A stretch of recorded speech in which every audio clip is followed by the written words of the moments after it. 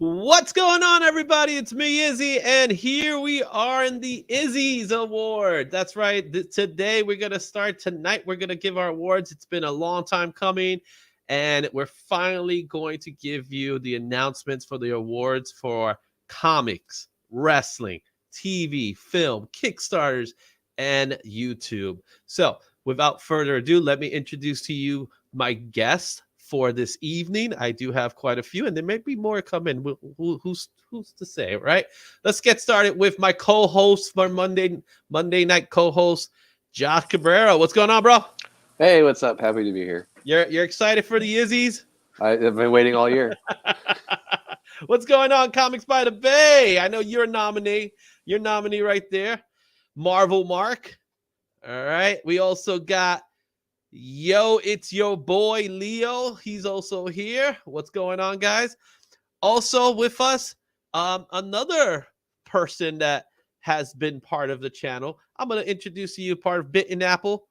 You know him as Nate. He's going to be Rethan today. Yeah. What's going? How you doing? There's a story behind that, but don't worry about it. Okay, don't worry about it. All right. Exactly. So, is there still a possibility we're going to see the Ralph? At this point, it's very slim, and he's probably going to show up for like the last 5 minutes, if anything. I'm going to be real with you. Okay, so we'll find out. Who knows who? Like, Ralph was supposed to come in, and he gave you as a constellation prize. Man. I'm right? the consolation prize. Thank you for the promotion, though. Like honestly, thank you for the promotion. You're no longer the intern, right? So I haven't been for a long time. All right. So also with us, you know him from when we do our movie reviews. Our boy Gary, who is dressed up for the occasion. He's ready for the new year. What's going on, Gary? Not too much. Thanks for having me again. To celebrate the end of the year in the Izzys Awards, I got a nice bottle of Chateau Picard, Stardate 2386.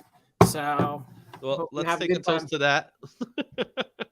All right, you got his old Gandalf pipe right there and black tie event. Sorry, I didn't wear my black tie. Josh, where's yours, man? It's at the cleaners. Just a tie. Just a tie. No suit, no shirt, just a tie. Wait, you don't dry clean your ties? Actually, I don't. You probably should, unless they're very cheap. Possibly, right? I got good ties. I don't wear them, but I got good ties. All right, and finally, he has I'm not even sure if he's been part of the show. He was probably part of the Pronto team, but I'm not sure. But let's welcome Jeff. Jeff, is this your first time in our show or what? Yeah, it was on for the Pronto reunion. Yes, I knew you were part of the Pronto. What's going on, Jeff? How's it been, man? It's going all right, man. Thanks for having me on tonight. I'm excited. Not a problem, man. Yeah, so we're gonna be talking. We're gonna be talking all night. I don't know how long this is gonna go. To be completely honest with you guys, I'm not planning the length of time. I'm not trying to slow things down. I'm not trying to speed things up. Nobody wants to hear that, Izzy. Nobody. Well, I don't work tomorrow, so I'm off tomorrow. I'm on holiday tomorrow. That's how nice I am. How things are. Let's just put it this way: 10-minute segments for each category. Well, yeah, let's make it 30. I'm kidding. No, so we're gonna go ahead and we're gonna be doing our awards. These awards were voted upon. So we did get votes in. We did get plenty of votes in, and I actually took votes not just from the survey that I sent out about a week ago, which we managed to get up to the very last minute, but I also managed to get some YouTubers as well, some YouTube polls in, and that helped out and for a lot of other things. So we're gonna do those polls today. We're gonna go over each one of them. We're going to start this thing with a bang. We're going to start with film and TV nominations. So those are the film and TV nominations that mostly everybody has been a part of, and I'm sure everyone has seen a few things here and there. So let me get things started, and let's go ahead and open up and find out the first winner of the evening. So with that said, let me pull this up. I had the videos up, and now they were gone. All right, so let's get things started with television. We're gonna do our first television award, and I'm gonna go ahead and show it off to you guys so that you can see it here. Give me a second here. I gotta do a screen share for you guys. And there's the media player. So our first award is the Binge Worthy Award. Right? It goes out to Game of Thrones, House of Dragons, Lord of the Rings, Rings of Powers, Moon Knight, Miss Marvel, all shows that I've seen. Have you seen all these shows? I've seen like Sandman, 3 of them. Star Trek Strange New Worlds, Stranger Things, and Peacemaker. So before we share with you who's the winner, which we're going to do in a second. All right, well, let's hold on to that one. What are your picks? I was having a hard time between Stranger Things for me personally and Stranger Things, yeah. Stranger Things and Stranger Things. Yeah. Okay, so Jeff goes for Stranger Things. What about you, Gary? I would say if it was the biggest surprise, I thought Peacemaker and Strange New Worlds was really good. I thought it was the best of the new Star Trek shows, which, like I said, I'm drinking Chateau Picard, and I thought it was better than that. But the one I had to binge and loved was Stranger Things. All right, so we got 2 for Stranger Things. Josh, what do you got? I don't remember what I voted for, but shout out to Peacemaker for making a totally uninteresting comic book character into a really great show. That's a good point. All right, so you're going for Peacemaker. And Nate, what do you got? If I'm honest, I kind of went for Moon Knight because it's the only series I completely finished. And if I managed to finish it, it had to have had something in it. So let's go ahead and find out who's the winner for the Binge Worthy Award. Personally, I picked Sandman because I love me some good Sandman. That's what I picked. All right. SEDD says Stranger Things, and the winner is. Come on, it had to be Stranger Things. What do you think, guys? So there you have it. Stranger Things did win the poll. That it was the biggest show of the year, man. Really, that was the show everybody was waiting for. Everybody was talking about. Come on, Eddie Munson stole the show, man. You know what I'm saying? Absolutely. Master of puppets. Yeah. So I thought this season too really some of the last 2 it just felt like a continuation of just doing the same thing and introducing a new villain and everything. I thought upped it up a little bit. I really like this season. Yeah, I agree. You got to care about the characters. Yeah, you did, and unfortunately for us, man, we lost Eddie, man. Spoiler alert, we lost Eddie. I really was rooting for Eddie. I loved him from the beginning. I knew that guy. I don't know about you guys, but I knew Eddie. You know, that was just someone I knew. I felt feelings for, especially at the end. All right, guys, it's time for our next award. So let's take a look at what it is. And we're going to do Star Wars. So it's the Galaxy Far, Far Away Award. We have Andor, Book of Boba Fett, Obi-Wan Kenobi. So far, what do you guys think? Andor for me all the way. Which one? Andor. So we got some Andor. We also have Tales of the Jedi, The Bad Batch, and Star Wars Visions. If you guys didn't see Star Wars Visions, it is gorgeous. It was good. It was really nice. It's beautiful. Yes, it is an anime. Let's find out who won. Oh, wait a minute. I want to hear your picks. So, Gary, what do you say? You know, it's tough because I'm digging a lot of the shows. I'm disappointed by some parts of every single show, but I really like and even though I was underwhelmed with it and it wasn't necessary, the feels of Obi-Wan, having Obi-Wan and even the little bits of Anakin back, I'm going to go with Obi-Wan. So Obi-Wan for Gary. Yeah. Jeff, what do you got? Yeah, Andor. I like the idea of a non-Jedi centric Star Wars. You know, I mean, Bad Batch also, I really enjoy them because that same purpose. But yeah, I really like this very street level kind of like, this is what's happening to the people that are not involved in that little hemisphere of the the Jedi, right? Yeah. So I kind of like that idea. All right. That premise. Josh, you're the Star Wars guy in our group, big time, right? I want to say, first of all, these were all great. I love them all. But Andor is the best Star Wars property since Empire Strikes Back. Wow. It's not even close. Those are big words, man. And Nate, what do you say? Didi says, "Oh, we got an Obi fan right there." I love Andor too, though, so I can't. Nate, what are you going for? I mean, so I grew up with Clone Wars, so like I have a soft spot for Bad Batch, but I really, really like the animation and art style of Visions. So I think I lean a lot more to Visions, but it's between those two. Okay. All right. And the winner is Andor. It's Andor. Of course it's Andor. But this was a close call, believe it or not, guys. Andor was one of those shows. It was between Andor and Obi-Wan. So those were the two that were kind of like fighting. But Andor at the end took it. So congratulations to Andor. And personally speaking, that was a pick of mine. I thought it, just like what Josh said, it is the best Star Wars property. In fact, it is Star Wars for adults. That's what that was to me. Yeah. It was the only thing missing was lightsabers, and we got some lightsabers, but not exactly. It was all about his journey, and more importantly, the supporting cast that was with him, which was so much better. Which was part of the problem with Obi-Wan, to be completely honest. That's kind of what I had a problem with Obi, with the supporting cast. I did not like some of the supporting cast in Obi-Wan. All right, it is now time for our anime. So I see Nate, you're going to be the first one to pick this one because I know you're my anime guy.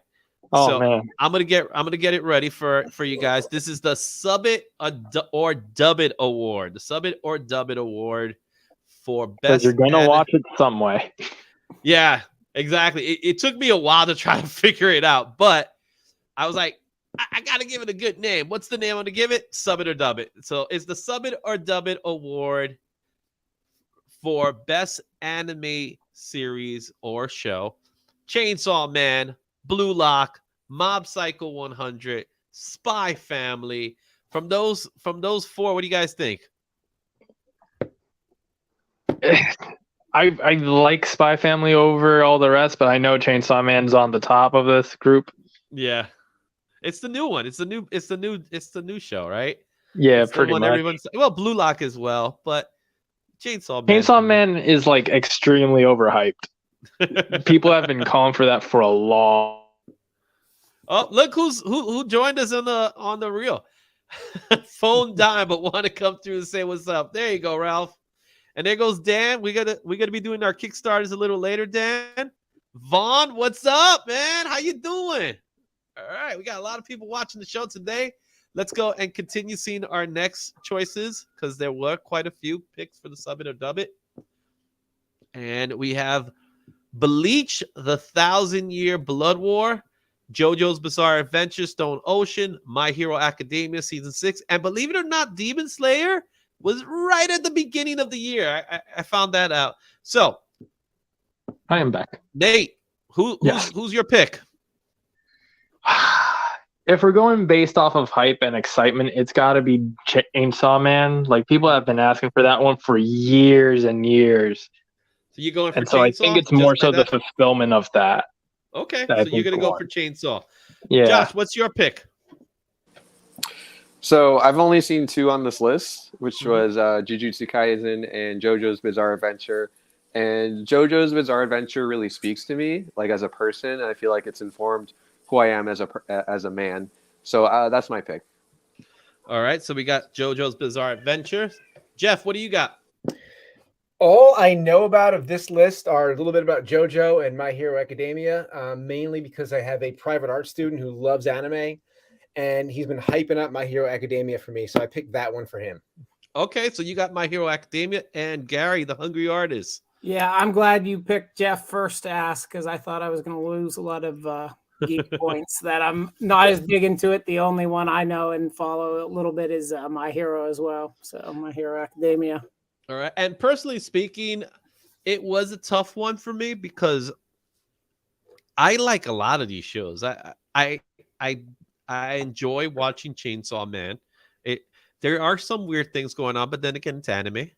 So I enjoy Chainsaw Man. I enjoy Spy Family. I think Spy Family is hilarious. It's one of the best shows that people should be watching. If you're not watching it, it's a great family show. Great characters. Anya's the best, man. That girl's awesome. And of course, My Heroes. My Hero has never failed on me yet. So, I'm just worried about All Might's final battle because I know it's coming. So, let's see who won. And the winner is, I think you're going to be surprised. It was My Hero Academia. Man. It was a close call. So My Hero Academia ended up winning, I think, because out of all of them, it is the most has the most mainstream attraction right now. Probably, right? yeah. Yeah, it is the one everyone knows. It's the one everyone watches. So of course, Vaughn, you never finished season 5, man. You gotta finish it, man. You gotta get there. You gotta get there. But My Hero Academia, you have, it's X-Men. It is. It's X-Men for people that like the X-Men. So that's funny. It's exactly what my student said. He's like, dude, you like the X-Men, you'll like this. I'm like, all right. Yeah, it's exactly what it is, guys. And I'm trying to make sure I can see what's the points here. So just to show you how much it won over, it had a total of, and here it is, 34% picked My Hero Academia.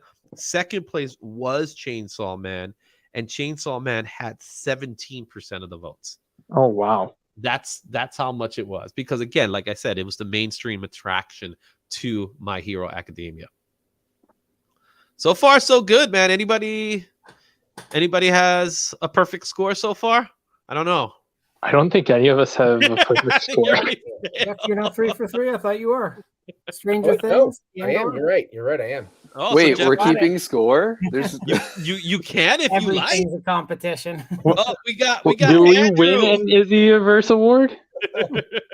Andrew, you missed out on the Star Wars. Wait. Before you tell him anything, Andrew, quickly pick categories from each of the ones that we just did. Who do you think won? We can put them on the scoreboard now.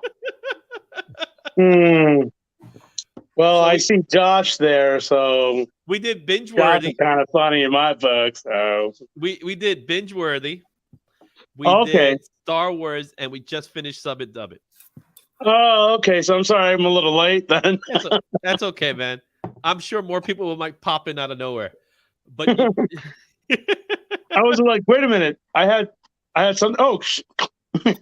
there you go. Just so you can see the nominations, right? Well, we haven't done Golden Ticket yet, nor have we done binge worthy. So that's House of Dragons, Lord of the Rings, Moon Knight, Miss Marvel, Sandman, Stranger Things and Strange World, Star Trek Strange World, and Peacemakers. What's your pick?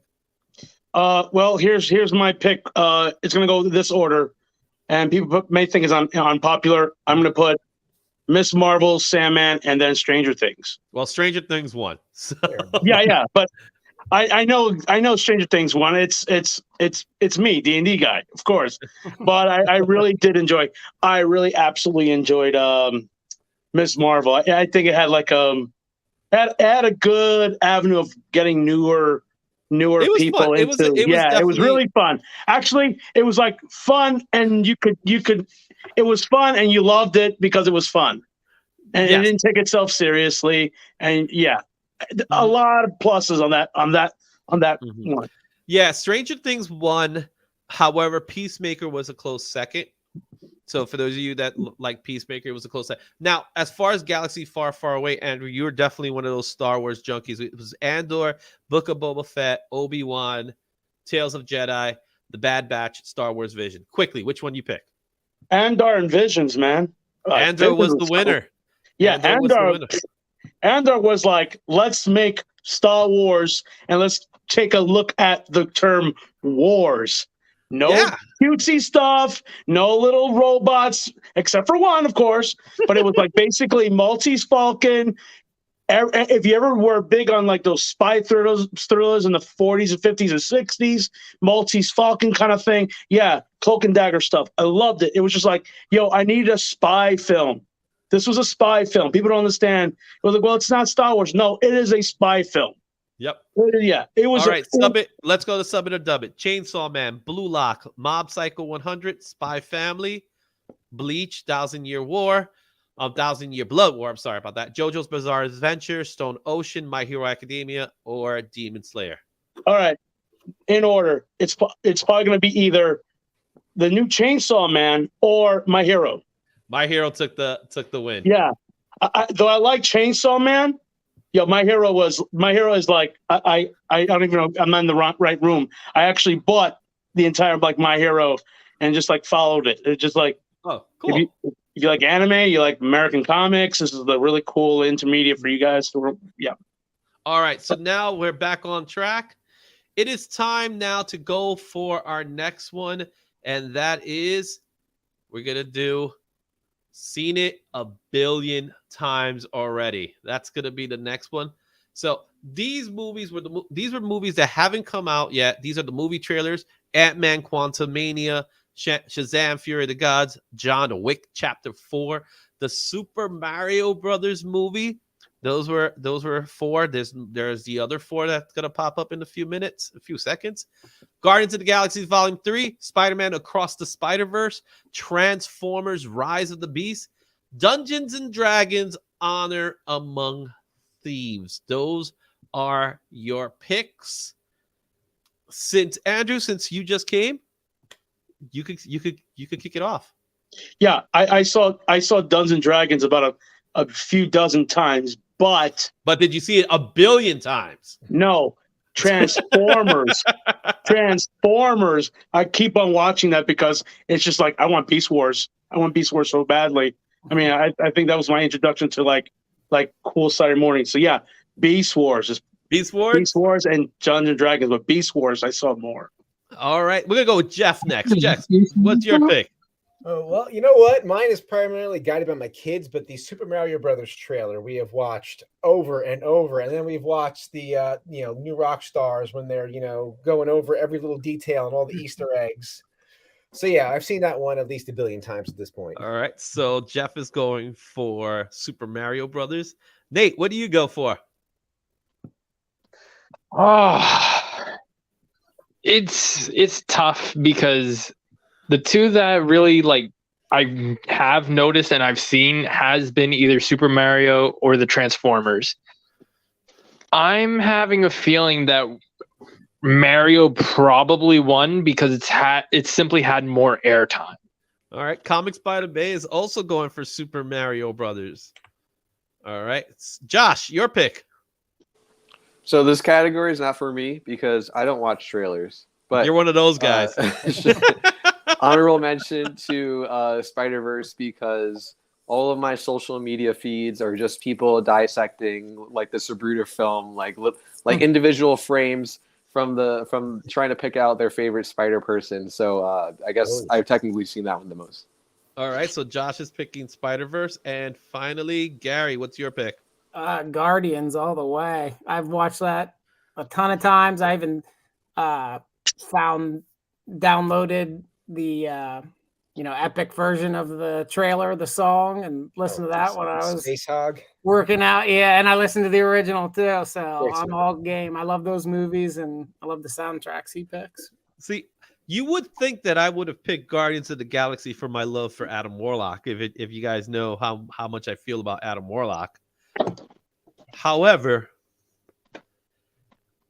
Spider-Verse, man. Spider-Verse. Come on, man. Spider-Verse. For me, yeah, the thing is, like, I didn't even want to watch Spider-Verse because I was like, I don't want to get polluted by the trailer. But I'm not gonna lie. I've probably seen Super Mario Brothers just about the equal amount of times as I've seen Spider-Verse. So this is just one of those things that for me it's a tie. But there is a definite winner, and let's go ahead and find out what that winner is. Right. So if you are thinking Guardians of the Galaxy, you were wrong. It is Spider-Verse Across the Spider-Verse. Wow, there goes my streak. That's a shocker. Yeah, it wasn't that much of a shock, and it was very much a landslide. It was very much a landslide. More people have been watching the Spider-Man, and I think to Josh's point, it's just you're dissecting every moment, right? And then for us comic book geeks, we're looking at this and say, okay, which character is in here? Because now I got to see if it's in my collection, and it's for investors. Investors are going ape wall on this video because they're seeing every single character. Heck, I ended up taking one of my comic books and ended up getting it graded just because of this trailer. Right? You know what? I'm thinking my armored Spider-Man from like the 90s. I'm thinking about getting that one. Yeah, I ended up getting the Spider-Woman #1, the one that she's pregnant in the cover, the Demi Moore cover. I ended up taking that one to get graded because I'm like, no one's really speccing on this book right now. But if she comes out to be pregnant in this movie, which they're saying she is, that book is going to be like, oh. So there you have it. Some comic book speculations for you guys. All right. So with that said, it's time for the big one. You guys know what the big one is, right? The Golden Ticket Award. First of all, what do you guys thought about this year in movies? Before we even go there. I feel like this was like a recovery year. So like a lot of the movies coming out of the pandemic, a lot of things got delayed, canceled, and this was sort of like getting back into the groove. We still haven't got those like huge summer blockbusters, I feel, but it feels almost like we're getting back to normal. Yeah, I would agree with that. Also, I've noticed that you notice a lot of the films that were being made during the pandemic, you could see less and you got to see less cast input. You got to see like it's more CGI. It kind of felt like now we're seeing like the big epic films are coming out again. Yeah. Mm-hmm. Yeah. So just to let everyone know, I know you guys know, Avatar is not in this list because it did not qualify. It did not meet the time period to qualify, even though probably everybody saw it already by now. So let's take a look at the nominations for the Golden Ticket Award. This is the Golden Ticket Award, and that's the Batman, right? Who, I saw the Batman. I'm going to see it again. Black Adam. Doctor Strange in the Multiverse of Madness. Thor, Love and Thunder. Top Gun Maverick, the only non-comic book related movie. And Wakanda Forever. Black Panther, Wakanda Forever. All right, before we start saying who the winner is, let's go into our polls. Jeff, who do you have?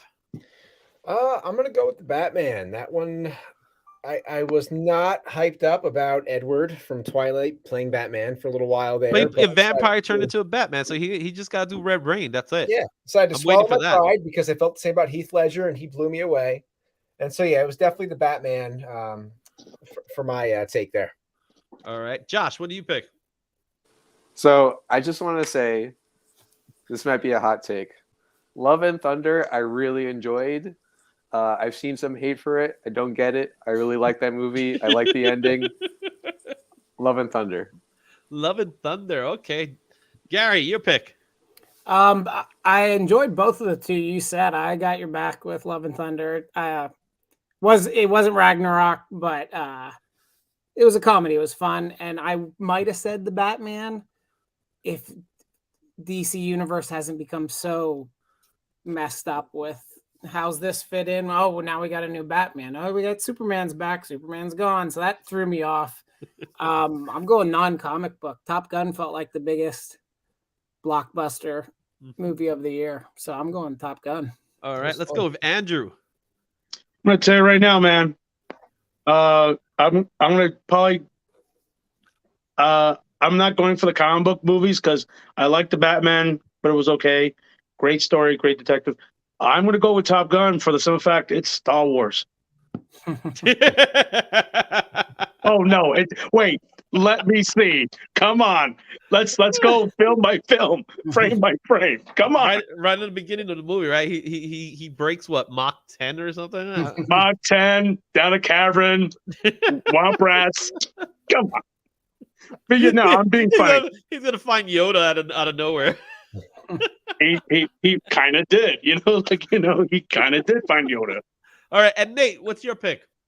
So I'm gonna go based off of the memes this year and the quality of the memes. And let me tell you, Top Gun had probably more memes than all the rest of these movies. So because it had a lot more vocal space in the meme world, I'm saying Top Gun.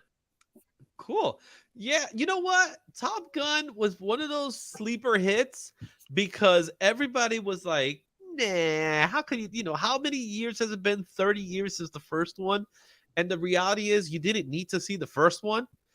You know, Avatar is trying to do the same thing right now, but I don't think it's having the same success as Top Gun did. The other thing about Top Gun was the sound. Yeah. Like, you had to go see that in a theater, not because of the imagery, because of the sound. Just hearing those planes. So let's go ahead and find out the winner. And, you know, it's no real surprise here, man. We're going into the danger zone here.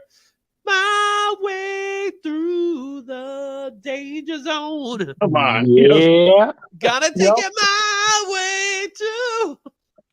You know what I thought the biggest surprise of that movie was? You hit it with, I thought the two things was going to be, it was too long of a time, and you're like, how are you going to do this? But I thought it was going to be too much of the Tom Cruise coming in and derailing his own projects with Tom Cruise in it, right? And I really thought he let the movie, I mean, he was still Tom the Cruise. star of the film, but he didn't really, I didn't think he railroaded it at all. Well, I think what the deal with the movie was, it was the perfect time for it. It was the pandemic movie, the pandemic after effect movie. This was the movie that you go see to kind of like forget about everything. Was the plot the best plot in the world? Probably not. Did it hit a lot of the same tropes as the first movie? Absolutely. You know what I mean? It almost like this happened here, this happened. It was the same as Andrew. I'm going to use what you said earlier. It was the same as Star Wars. Yep. Right? It was Force Awakens, but for Top Gun, where it took the same theme. What I found fascinating, because when I was watching Top Gun, when I was found fascinating, you got Iceman back, and they even found a way to bring Val Kilmer back into it, like, you know, and then also lamenting on the fact that, yes, I lost a pilot. It was really cool. Like, I'm gonna tell you, it's a bro movie. It has to be like a bro movie, but a lot of the gamers who are like really cool, like, you know, who love those Ace Combat movies. Games, Ace Combat games. Anyone who kind of like those flight simulator games. You had a lot of these young kids going in there watching it with, like, I was there with like a bunch of like 40, 50-year-old women and men, but they brought their kids and they brought their grandkids. They brought you name it. Like, it was a great mix. It was a great mixed theater that was filled. Yeah. I mean, like, it basically said, welcome back to the movies. Yeah. You know, it's like, welcome back to the movies. My grandparents were around. My grandparents probably would have liked it. Yep. It was literally a movie for everyone. It didn't have all the comic book flair in it. It didn't have all those special effects that you get in sci-fi. Vaughn, you got it. You said it was better than Force Awakens. Hey, everybody has their Well, I'd say the thing is with that is Force Awakens, yeah, we wanted it to get back to Star Wars and what Star Wars is. This and the audience that went to see Top Gun, for the most part, we wanted it to be that. We wanted it to hit those beats exactly. Yeah, exactly. Some little complexities, and that's all we want. We don't want to think too hard. Absolutely. Nostalgic expectations. That's all it was. It wasn't meant for anything other than, hey, we're in the movies and we're going to enjoy it. That's what that was, right? All right, guys. With that said, we're going to move on. Thank you for being a part of the TV and films. Now we're going to move on to our wrestling because, again, as part of the Izzyverse, we got to do some wrestling. So what we're going to do here, we have 3 wrestling themes, categories, and we're going to go over those wrestling themes right now. Starting with, we're gonna be doing our wrestling themes. You know, so the wrestling awards are going on right now. There was some really cool stuff going on with the wrestling awards, but tell me you just didn't say that award. This is for the best catchphrase. Acknowledge me. Roman Reigns, Scissor Me Daddy. That is The Acclaim. Bro, Matt Riddle, I'm better than you, and you know it. That's MJF. And We Want the Smoke. That is coming from the Street Profits. So, with that being said, guys, what's your picks? Let's go with Nate. Scissor Me Daddy, bro. All right. So you can't say Scissor Me Daddy, bro. It don't work that way. You have them right next to each other. Why not? His bro is his daddy. I know, right? Okay, so you're going with Scissor Me Daddy, I'm taking, right? Yeah. All right. Yeah. So Nate's going for Scissor Me Daddy. Andrew, what's your pick? Bro, High quality meme. What did you said, Andrew? bro, You going with bro? come on, bro. Gary, what do you have? I went with Acknowledge Me, but I don't really follow. I'm better than you, and you know it is AEW, right? That is MJF. Okay, Yeah. but I like that one, but I went with Acknowledge Me. All right, so you go with Acknowledge Me. Jeff, what's your pick? I'm going because I like how bad it sounds out of context. Scissor Me Daddy. And Josh, what's your pick? So I've literally never watched a single minute of wrestling in my life, but I feel like I've heard people say We Want the Smoke, so I'm going with that. All right, so I got Dan Price, who's also watching the show. He's going with Scissor Me. That's his pick right there, man. So let's go ahead and find out who wins the award. And the winner goes to The Acclaim with Scissor Me Daddy. I knew it. It is. No, All I got- I will. That one probably was. It won more votes than anything else. That How was much of a landslide? That was a landslide. That one. yeah. More people picked Scissor Me Daddy than anything else. I From the list. couldn't. Sorry, man. I just couldn't click on it just on principle, man. So we went to Grand Slam back on my birthday in September. So Grand Slam happened over in Arthur Ashe Stadium, and they actually won the title there. The Acclaim won the tag team titles there, but the crowd was screaming, "Scissor Me Daddy, Scissor Me Daddy." And the best part about it is that, you know, the daddy parts, daddy ass, has to deal with you know, Gary, you mentioned that you're an Attitude Era. You know all about the ass man, I'm sure. Badass Billy Gunn. Badass Billy does. He's the daddy that's part of Scissor Me Daddy. So the fact that they were able to get that over and that he's part of that, I believe it, because that's the new Suck It. Yeah. With the way things seem to change, and like you said, we talked before the podcast, and I was like, well, you know, I used to follow it when it was like the Attitude Era, and then I fell off, and I'd keep track. So I was like, but now I know, like, they get in trouble for anything, they cut it all or anything. They're like getting in big trouble. Oh no, this is a different story. I got Lewis, who's just chilling with us right now. So Lewis is here, but I don't got a camera on him right now. So Lewis, are you able to unmute yourself? I am. Yo, there you go, my friend. My boy Lewis has just made it, man. We're doing you missed out on the Star Wars Awards, but we're too far back now to ask you your picks. So we're right now in a wrestling. But you know what? Now that I'm here, I think we could finally start the party. Nah, just joking. We'll see who else shows up, man. All right. So now we're gonna do our next one. This one has to deal with What a Card. So this is the best wrestling event of the year. Now, I will take this a little differently than before, because there was something that someone reminded me of an event that I said, oh my goodness, I have to include this event.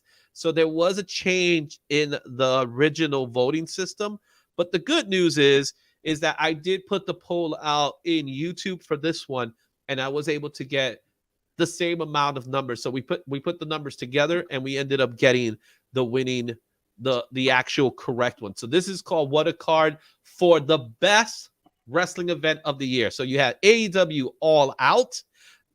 That was CM Punk winning the title. SummerSlam, the first non-Vince McMahon show. This was the new one. AEW New Japan Forbidden Door. That was a huge deal. Survivor Series War Games. That's where we finally get War Games in Survivor Series. And of course, Dynamite Grand Slam. That was also going on. And who can ever leave out WrestleMania? So, with that said, Lewis, you just jumped in. I know you're not much of a wrestling guy, but what would you say? You know what I think is really important? I think it's what was the one that you said that the first event without Vince McMahon? SummerSlam. I think that's important, at least in my opinion, because in the sense of just moving on past that era and just developing and furthering whatever, not just stories, but just the reputation and what's what I'm looking for, the future for WWE. I think it's really important to see where it moves forward from here, and I think that event will forecast what is to come. Cool. So you got SummerSlam. Let's go with Nate. So, I have a feeling it was the Forbidden Door that you changed last minute, right? I changed Forbidden Door. I put it in the YouTube polls because it was an important event. Very important event. It was, because I now that I hear it, I remember hearing about that from a lot of my friends, because I personally don't follow wrestling that closely, but I heard about that, and a lot more people that I tend to be around, when they talk about wrestling, they talk a bit more about the Japan. So in the event that it's an underdog, which I feel that it is, I'm going to say Forbidden Door. Okay. So now with Forbidden Door, I'll get, just to give you guys content. Forbidden Door is the example of what if DC Comics and Image Comics got together to make a comic book. I wouldn't say Marvel DC, because if you think about it, WWE has to be one of the two, right? So that's how I look at it. So it's New Japan Pro Wrestling, which is extremely hot. They're from Japan, of course. And then AEW, which is the new, dare I say, WCW of wrestling. So there's that. So Nate, you're going for Forbidden Door. Yeah. Jeff, what do you got? Yeah, I'm not as much on wrestling as I used to be, but growing up, Survivor Series has been my favorite, of all time. It's always the one I look forward to the most, is seeing the matchups, the combinations of the 4-man tag teams going, which I don't know if that's still what it is. Well, they did something a little different this year. They did War Games, which that's crazy. But yeah, just because that was my favorite event, every year. So I'm going with that one. So nostalgic for you, yeah. Jeff. All right, Josh. Well, WrestleMania has the word wrestle in it, so that's my choice. And it was a good WrestleMania. I will admit to that. It was a really good WrestleMania. Gary, what do you got?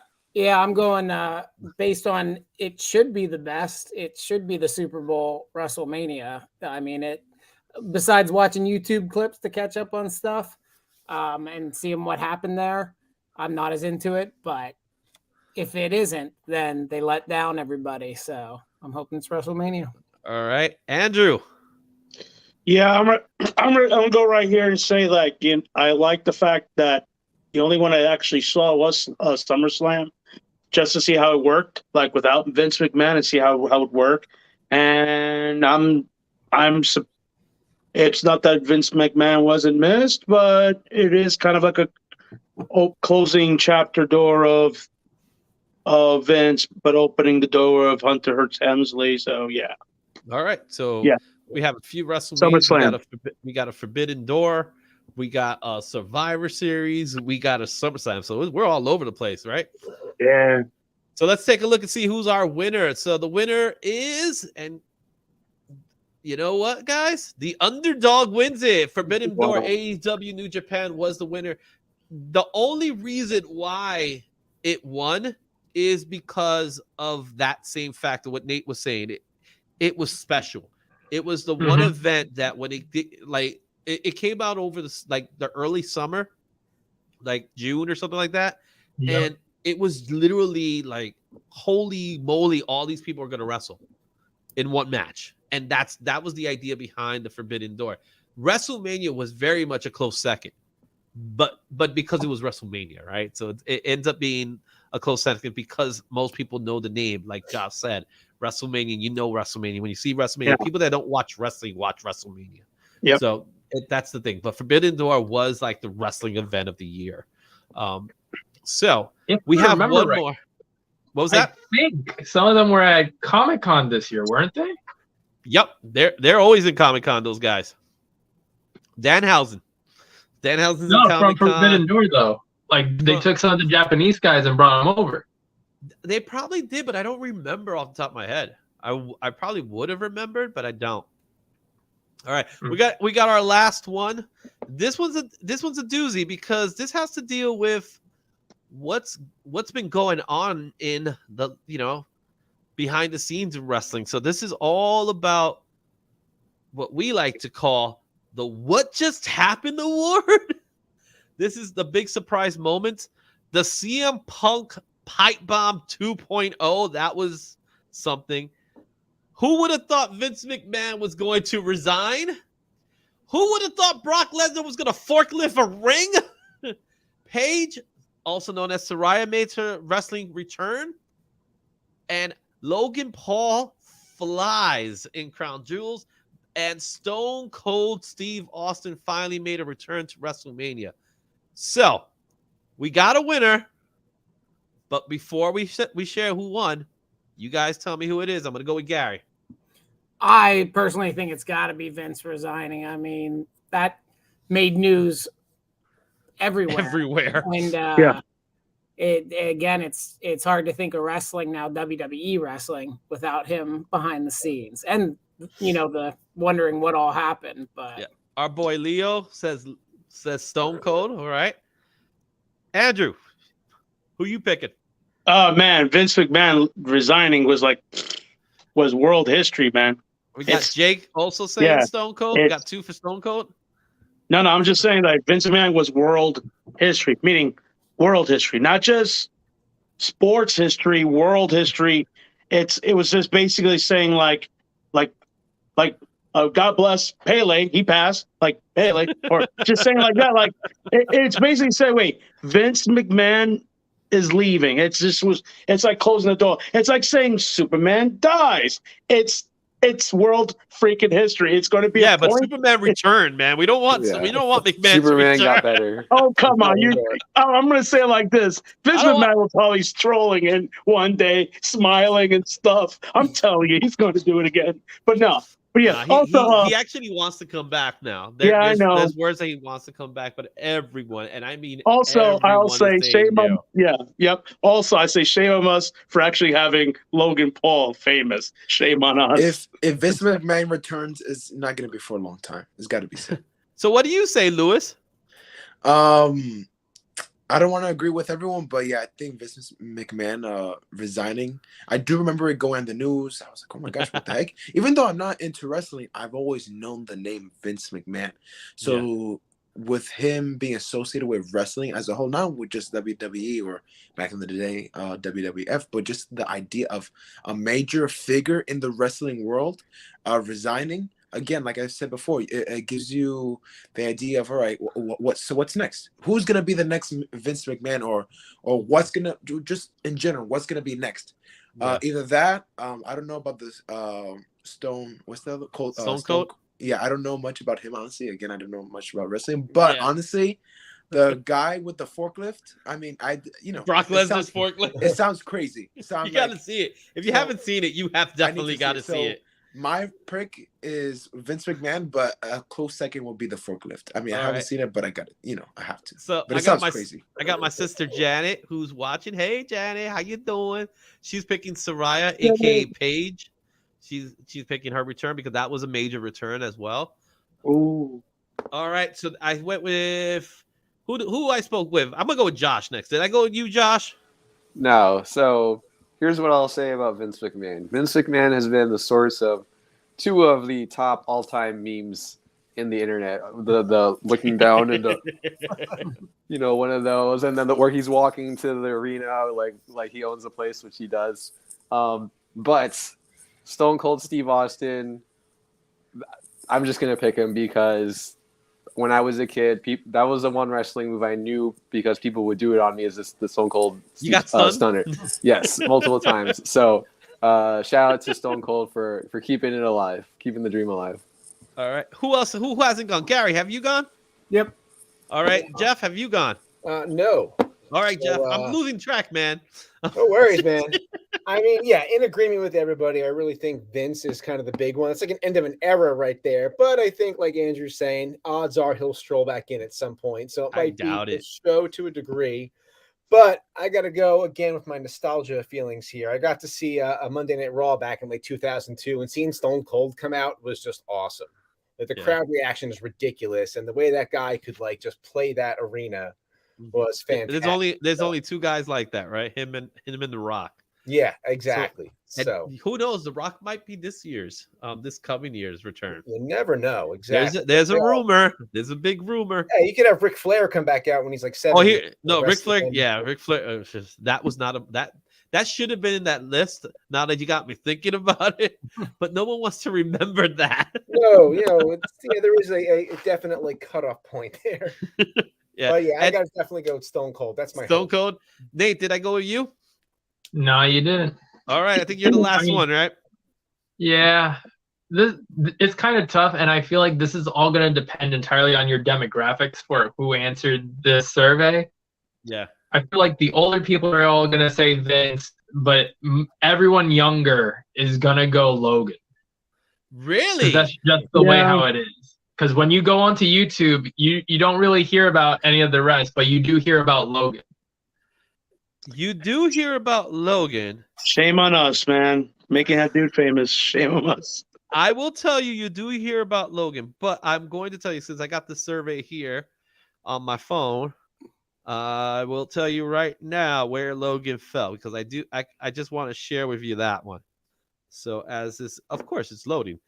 But let's go ahead and, while it loads, let's go ahead and see who the winner is. And the winner is, come on, Vince McMahon saying goodbye. Dude, I watched a segment on World News on Channel 13 about Vince McMahon. Do you understand? They're like, Vince McMahon passed. Dude, it was basically like Vince McMahon.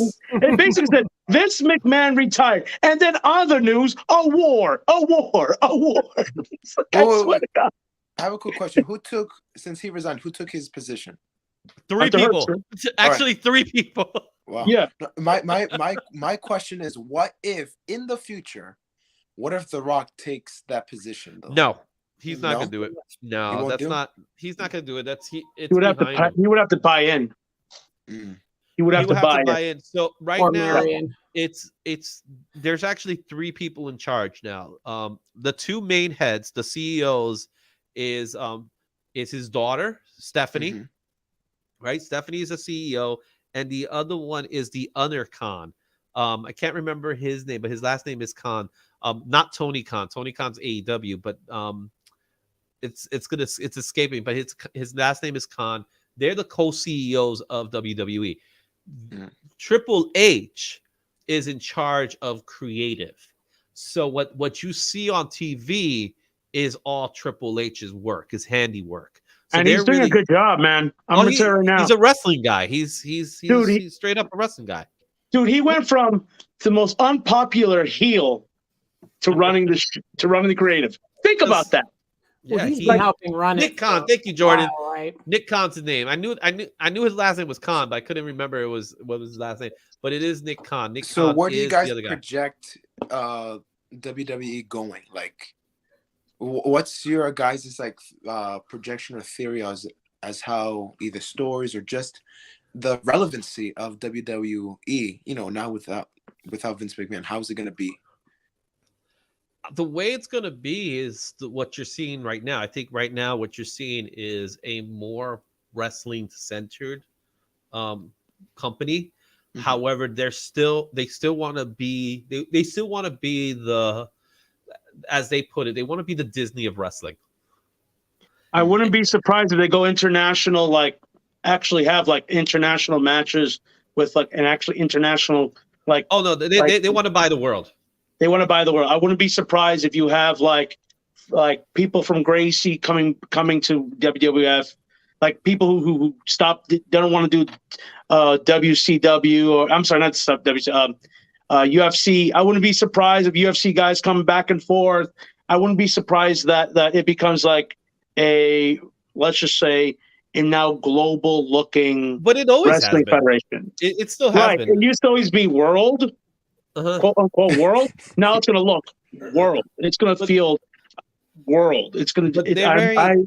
What's very interesting to say about WWE is that their name, even though it stands for World Wrestling Entertainment, they actually want to be referred to more so by their initials rather than their name. Yeah. Kind of like KFC. That's true. Yeah. And Leo, man, poor Leo, man, he's still missing his WCW, man. Come on, watch AEW, man. If you want your WCW fix, AEW is the closest thing. I'm not lying when I say that. WCW tape, so I'm happy. I'm not lying when I said that. All right, guys, enough with our wrestling talk. For those of you who love your wrestling talk, that's where our wrestling choices. Good stuff. No real big surprises, not yet. We're gonna get some surprises in a minute, though.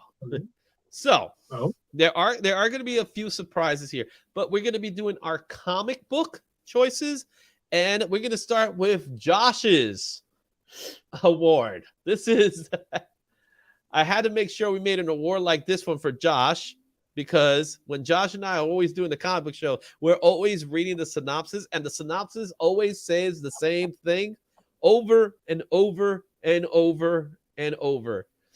So it's like they got one poor editor writing all of them every week. And that award is, it's part of the comic book award. So we're on the comic book side of things, and the Things Will Never Be the Same Again award. Right? Dun, dun, dun. Dark Crisis on Infinite Earth, Avengers, X-Men Eternals Judgment Day, Hellfire Gala, Flashpoint Beyond, Devil's Reign. So these are the choices, and let's go. Josh, since this is your award, who takes the cake?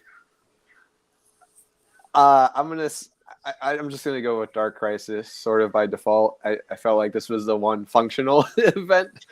That makes sense. I don't. Just skip me. Move on. Let's move on. So Jacob's like, "Where's the drums, dude?" I had plans for all that, but I was too busy making these videos. Listen, I have a conga next to me. Do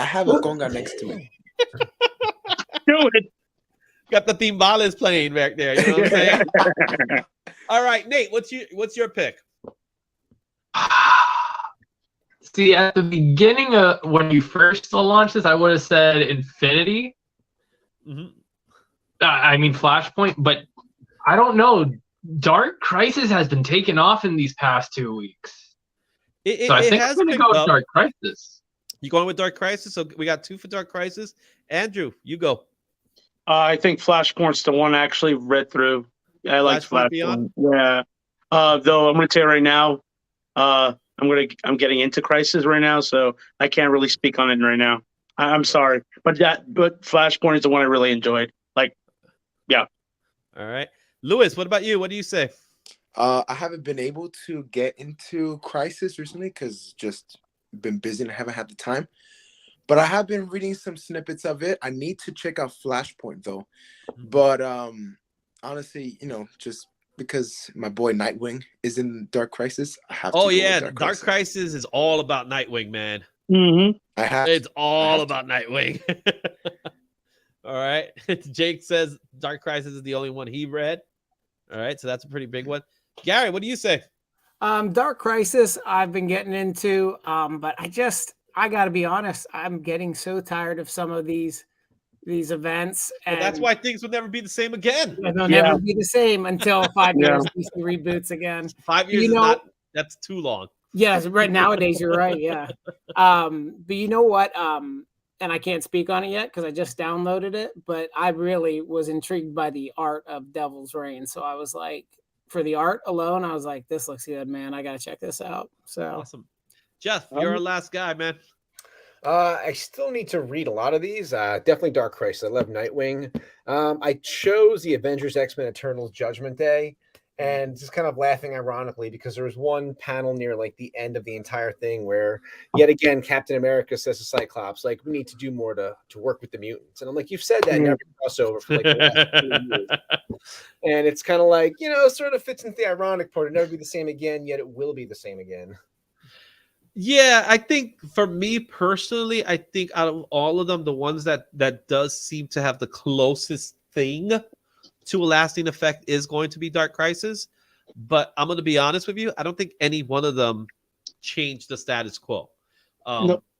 Not a single one of them.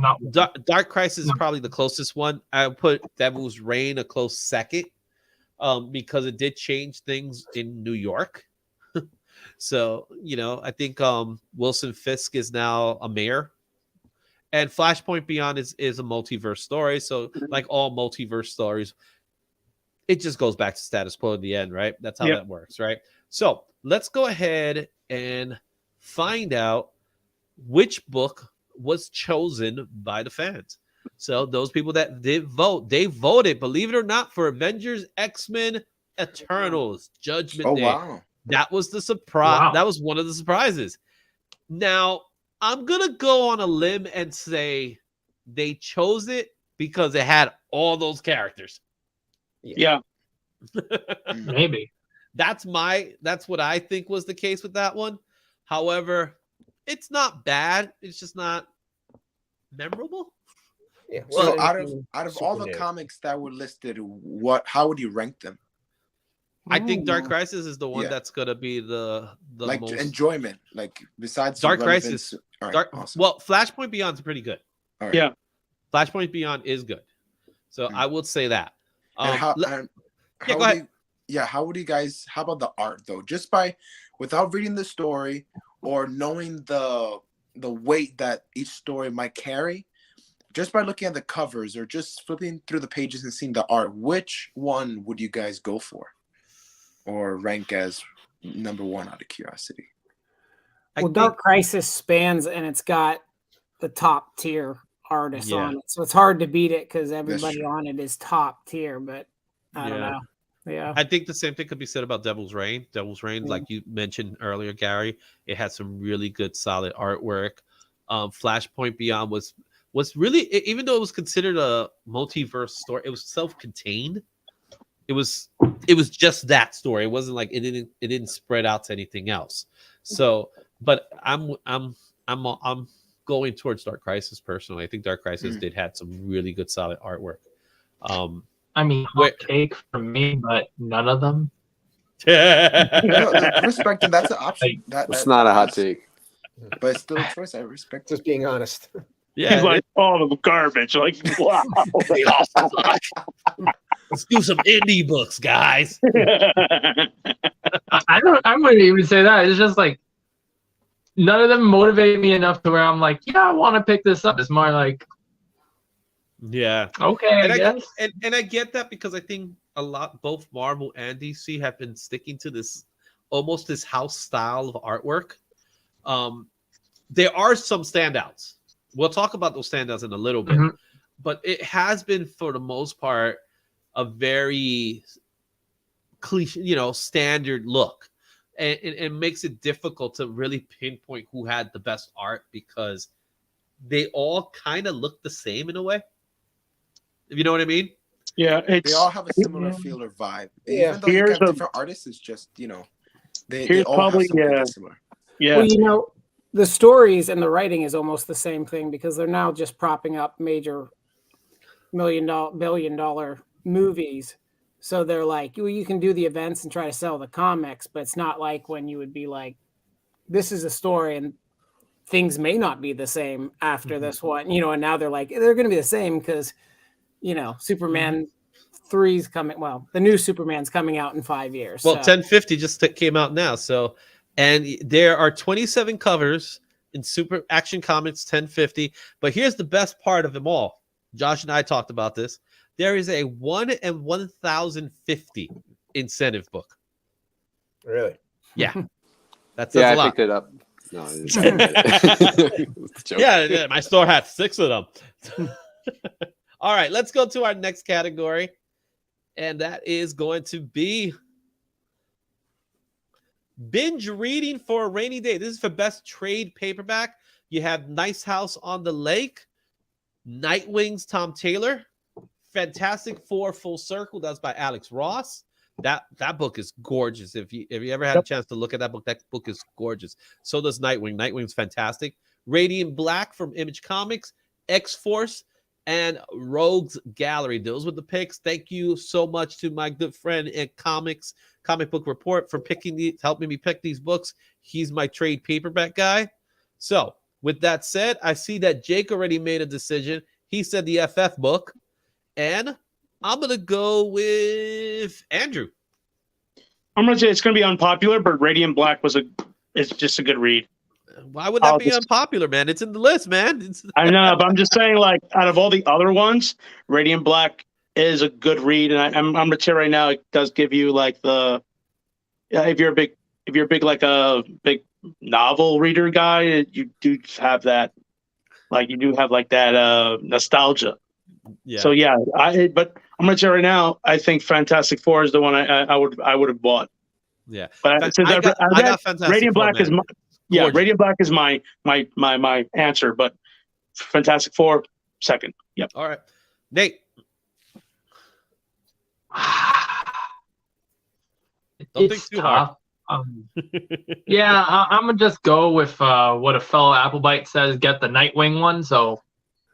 Well, the Nightwing one's good, man. Bruno Redondo is a fantastic artist, and Tom Taylor, man, he's a good writer.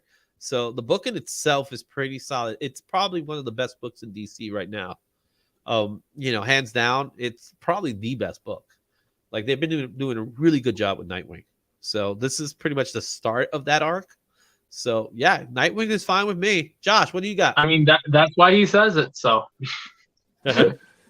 So my pick is the Alex Ross book because we just spent a whole segment talking about how everything looks the same.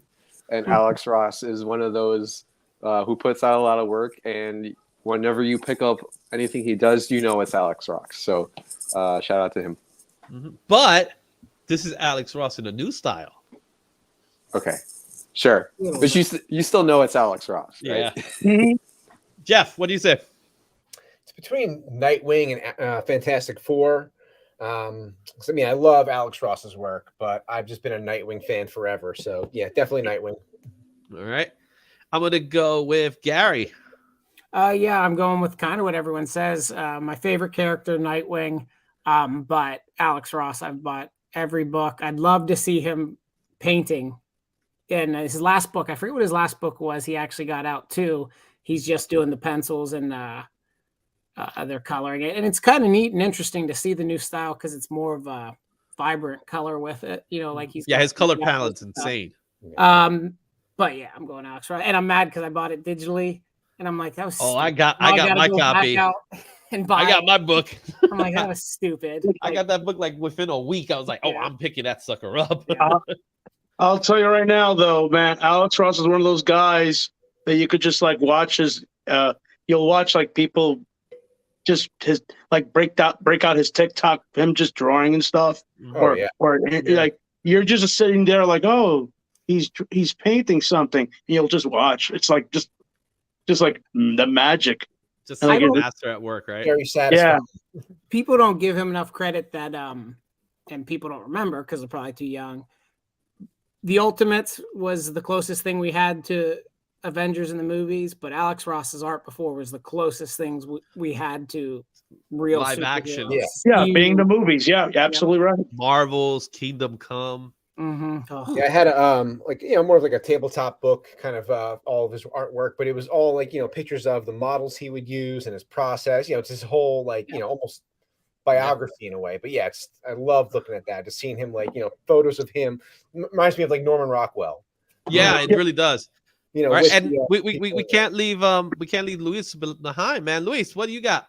Again, listen, I'm a DC person, and to be honest, of course, I'm gonna go with Nightwing. I honestly, the art, The story, I've been honestly enjoying the story a lot too, and I recently got into comics, or not recently, but in this past year I have, and Nightwing was the one that I picked up, and I just lost myself in Bloodhaven and the story arc and all these things, and the art really just attracted me. I was like, oh wow. But even though I'm gonna go with Nightwing, if judging by just the covers alone, I think Fantastic Four, that cover, just amazing. Well, I love the art. interiors, it's like every page is like you could put that in a wall. Listen, that's one of the things that I would love to do, just like get like some of the major comic book arcs, or just like bigger, more famous or known issues, and just hang it up on the wall. I love the art, and honestly, Nightwing and some of the other ones are really good within this run right now. Yeah, but Fantastic Four, I have to pick it up and I have to hang it up on my wall. It's fantastic. Yeah. All right, so the winner is, and many of you have picked it, it's Nightwing. Right? Yep. Nightwing is probably the most solid story that came out this year. And this is the start of that run that Tom Taylor did with Ronaldo. I forgot his first name. Bruno. We don't talk about Bruno. We're talking about Bruno. That artwork, that the storytelling, it is solid. It, just like you guys said, it's like it's a really good take on the way Dick Grayson should be written, not so dark and gloomy. And even now, the run that's going on right now as it continues, man, we had a Nightmite, man, guys. Nightmite. I haven't read that issue. I need to read it, honestly. Come on. I think the last two I haven't read. I need to read it though. So there you have it. That's what I gotta say there. So that's the book that ended up winning for the trade paperback book, which is what we call binge reading for the day. Have any of you guys read Dark Knight? Recently? Dark Knight, like Dark Knight Returns? No. It's happening right now. It's like a weird. It's not a weird take, but like a different take. It's like basically set in medieval times or whatever, like in mythical. Oh, okay. I know you. Dark Knight, like not like the night, like night, but like night. Okay, yeah. Gotham by Candlelight or something like that. Yeah. I think so. Yeah. No. It's like an Elsewhere. Yeah. It's a cool Elsewhere. Yeah. I think the art in that one is really good too. Honestly, it's gotta be said. It's good to know. All right, so let's go with our next title. Our next title here is going to be, well, we talked a little bit about the trade paperback. Now we're going to move on to the next portion, which is what we like to call the Risk Breaker Award. This is for the omnibus book that came out. So we have Fantastic Four by Jonathan Hickman, Amazing Fantasy Spider-Man, Amazing Spider-Man, Miles Morales, Ultimate Spider-Man. Those were some omnibooks that came out. Now, when we talk about omnibooks, we're talking about big books. That's why it's called a Risk Breaker. The Boys, Volume 1. Of course, a lot of people have been watching The Boys. Star Wars Omnibus Adventures, and Dan Brenton's Nocturnals Omnibus. So those are the 6 picks for this. We're going to find out who the winner is in a moment. But before we do, you guys tell me. I'm going to go with Jeff this time. You know what? I missed the Ultimates. I always enjoyed the Miles Morales, the Ultimate Universe Miles Morales. So yeah, I would have to go with the Miles Morales Spider-Man there. All right, Ultimate Spider-Man Miles Morales. That's going to be Jeff. Josh, what do you got? So this was tough. I'm going to go with we go with the. Is it Amazing Fantasy or Amazing Spider-Man? It's Amazing Spider-Man, actually. Amazing Spider-Man. Yep. We need more Spider-Man. I can't get enough. Nate, what do you got? So, personally, here we go. You know how I am. I like to think about it. I feel like because of the amount of attention Spider-Verse got, I'm gonna say it's Miles Morales. All right, so we got another from Miles. Andrew, what do you got? Man, the only one I bought, I'll tell you right now, the only one I bought was Star Wars because it was like $7 at a convention. And an omnibus for $7? Wow. $7. And I found this place up in PA near East Stroudsburg that has all these like literally have all these omnibus books that just like don't ever sell. So please, whatever price you want. So yeah, it's in main. I'll give you the details if you want that Awesome. comic store. But yeah, the Star Wars one, because it's just pretty much a blast from the past. And but I'm going with The Boys because that's the first book I actually read, and I was like, "What the hell am I reading?" Like, I'm going with The Boys. I'm sorry. The Boys is crazy, man. Boys especially is nuts. especially the first two arcs. That yeah, yeah. You're Lewis, like, okay. you're up next. You're up next, Lewis. What do you got? I have to support my boy Miles Morales. Honestly, So another for Miles. Okay, Gary. My personal favorite out of them would have been Miles. I don't think they stuck the landing as well like the movie did, you know. Yeah. But come on, you can't beat that's classic Amazing Spider-Man, you know. All right, so we see here that we got a little bit of Miles, we got a little bit of Peter. I'm a Parker fan myself, and we got the Star Wars. All right, let's take a look at the winner for this one. It's a tie. Wow. Yeah. It is a Spider-Man, dude.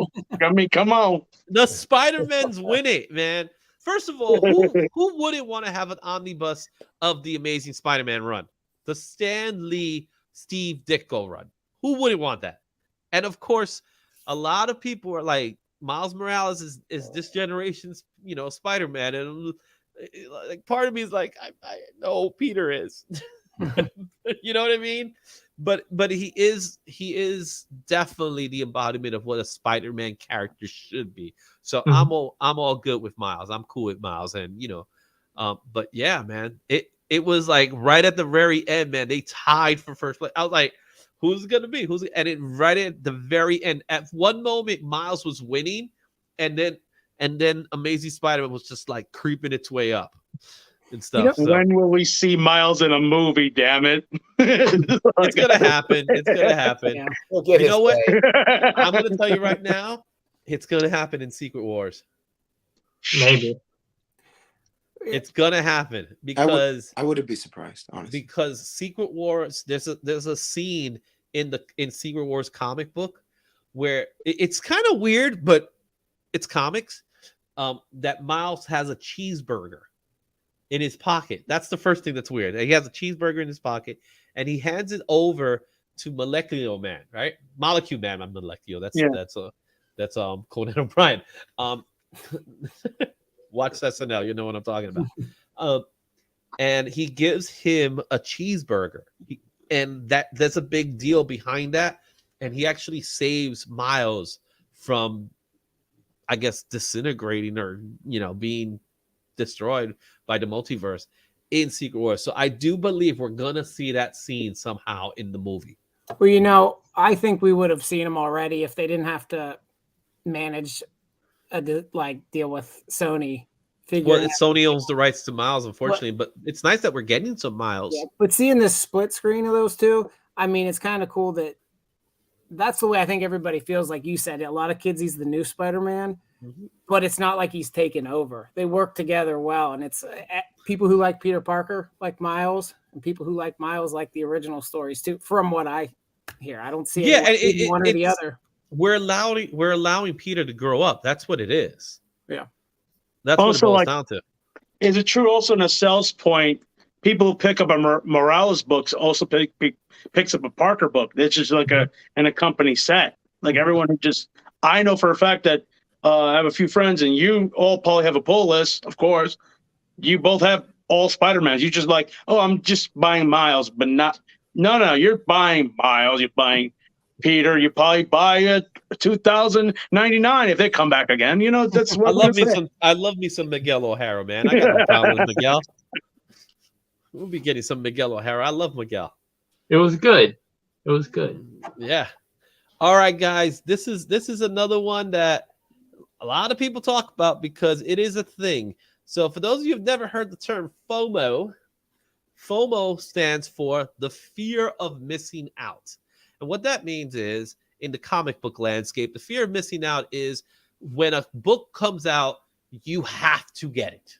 And you're afraid that you're not going to get it, and then the price will go in a crazy number. So people go nuts over it, right?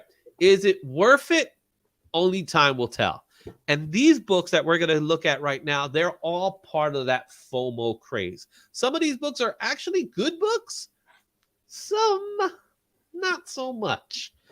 But we're going to take a look at what this year would be. We will call, and there's more. This is just a piece of the cake when it comes to FOMO. But these are the books that came out this year that we would call the FOMO of the years. And we got the Batman Spawn that just recently came out, the Barnes & Noble exclusive. Spider-Man #1, the M&M cover. 8 Billion Genies #1, the Super Mario Brothers cover. Joker, the Man Who Stopped Laughing #3. Devil's Land issue #1, Dark Ride actually. Superman, the red foil cover. Batman, the gold foil cover, the McFarlane gold foil, and the Sotomaki Catwoman 43. So, from all those books that we got there, guys, Gary, what do you say? I haven't gotten it yet, but I have to, and I hope it. Well, you know what? The first one wasn't that good of Batman and Spawn. It was fun, and the artwork's what did it. Batman ran around the whole time, I think, calling him a punk and everything. But being growing up with that '90s bubble, I gotta get Batman Spawn. Batman Spawn. Yeah. All right, Jeff, what about you?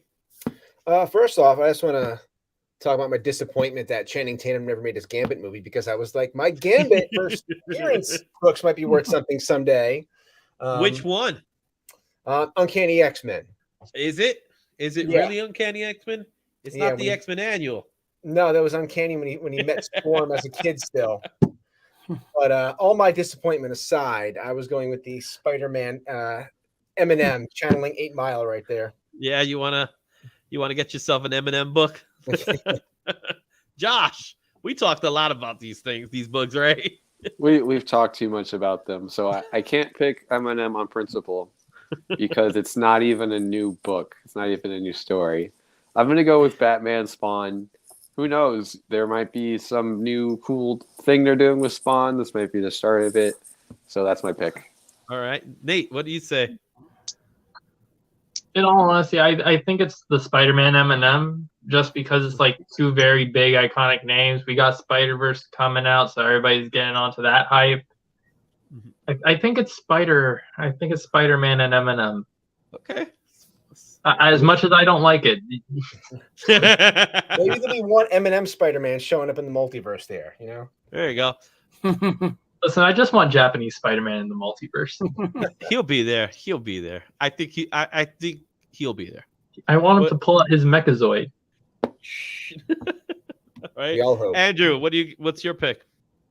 Yeah, God, it's gonna be. I have my personal favorite, but it's gonna be the M&M. I actually do want to see Joker without the Man Who Don't Laugh, and I actually want to see. The book is pretty good. The story's pretty good, but the cover, the Lee Bergamino cover, it's nostalgic. What's creepy enough about that book is the fact that the baby is dressed up as Robin. And if anybody knows how Joker feels about Robins, Jason Todd there, yeah. Yeah. Mm-hmm. And God, yeah, but here's the thing, like I don't think people talk enough about. I don't think people talk enough about the Nintendo one. Yeah, because of course, genius, man. That might be that the Nintendo one might be a sleeper. Honestly, I think people are sleeping on it. Well, it's FOMO, right? So all these books were extremely hot the moment they were dropped, right? The minute they were released, everybody wanted to get them. That's the idea behind FOMO, that everyone wants to get it.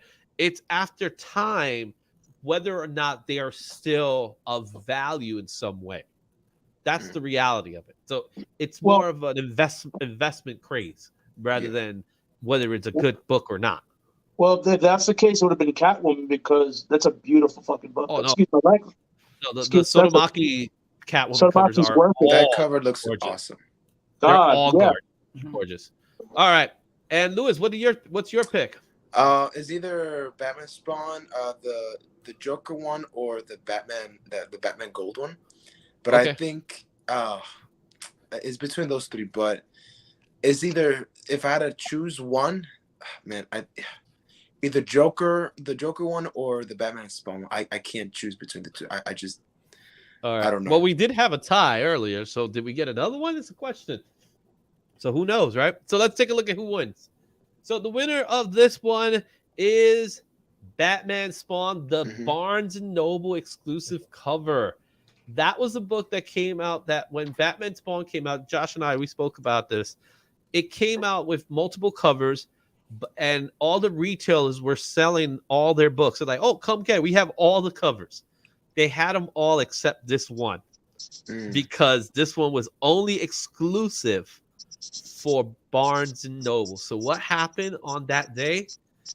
Everyone that Tuesday went to Barnes and Noble to pick up a book to find that most of them were gone.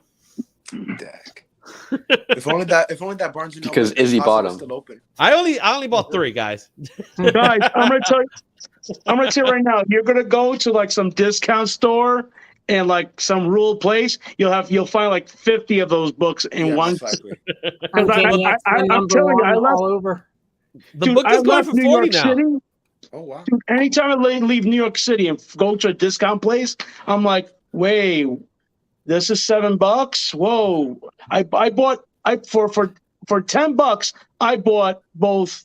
I've been showing you like I think we should just have like a discounted like road trip edition because I've been finding like discounted books like crazy You're after the the dollar hype. bin guy. Dude, I swear to God, I was the dollar big guy. I'm not. I'm that guy. Be like, ooh, you know. The dollar bin guy. No, but All like right. I said, if only that Barnes and Nobles in Bay Plaza was still open, though, it's got to be said. It would have been there. It would have been there. Yeah. It would have been there. It would have been there for only about an hour. So Yeah, pretty much. because the one I went to the one in Eastchester, up in Eastchester Avenue, and Westchester, White Plains Road in Eastchester, New York, and they had 10 copies.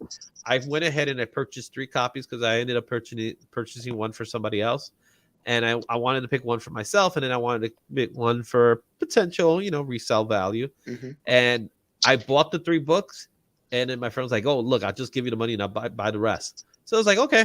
I'll go back. The books were gone. Oh wow. And then they cleaned out. Let's just say they cleaned out Westchester County. So there's the one. There's the one on Bless you. Court Street in Brooklyn that seems to always be like the one where you can always find it, but you have to be like not that quick, but it'll stay there for a while.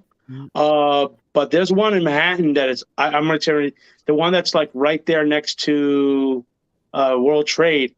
Always gone. There's nothing there. It's like I'd like let's just walk in here and go. Oh, let's get this. I know what you're talking about. Wait, Yeah. So based off the poll, what was the second choice? What was second place? Give me a second here. I gotta look it up.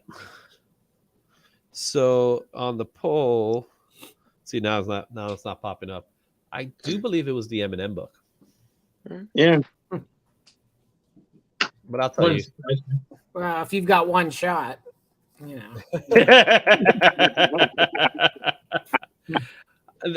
It doesn't get old, does it? No, never. What? Listen. I respect Eminem, but I'm waiting for Spider-Man and a real Eminem, like a real, like the imagine that. That'd be awesome. So number 2 was the Eminem book, yeah. And the third one was Joker. Spider-Man, Green M&M, love affair. Yes, exactly. That's what I'm saying. All right, guys, let's move on because we're about an hour and a half in, and we really want to get to all the awards, right?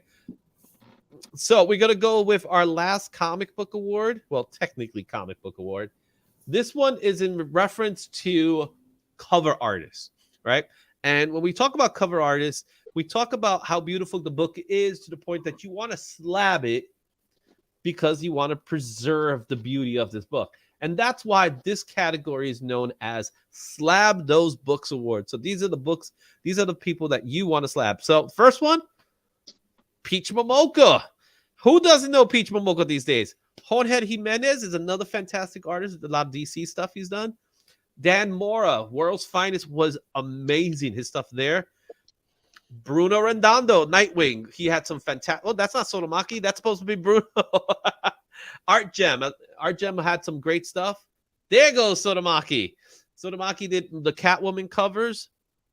And we got Javi Jordan. He was a good friend of mine. Ellis, he had some great covers. The Ivanhoe Spider-Man. I remember a lot of people were looking for that book when it came out in Comic-Con. So you guys tell me who wins. We'll start off with we'll go with Lewis this time. I have to go with Bruno, but man, I remember when we were at Comic-Con and we found that the Miles Morales one. Yeah, remember the Ivanhoe? That was fire. That was tight.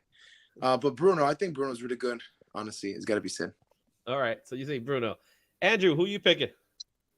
I'll probably just because he's my personal favorite because the Catwoman Surmaki. Yeah, go. I like him. Well, I like.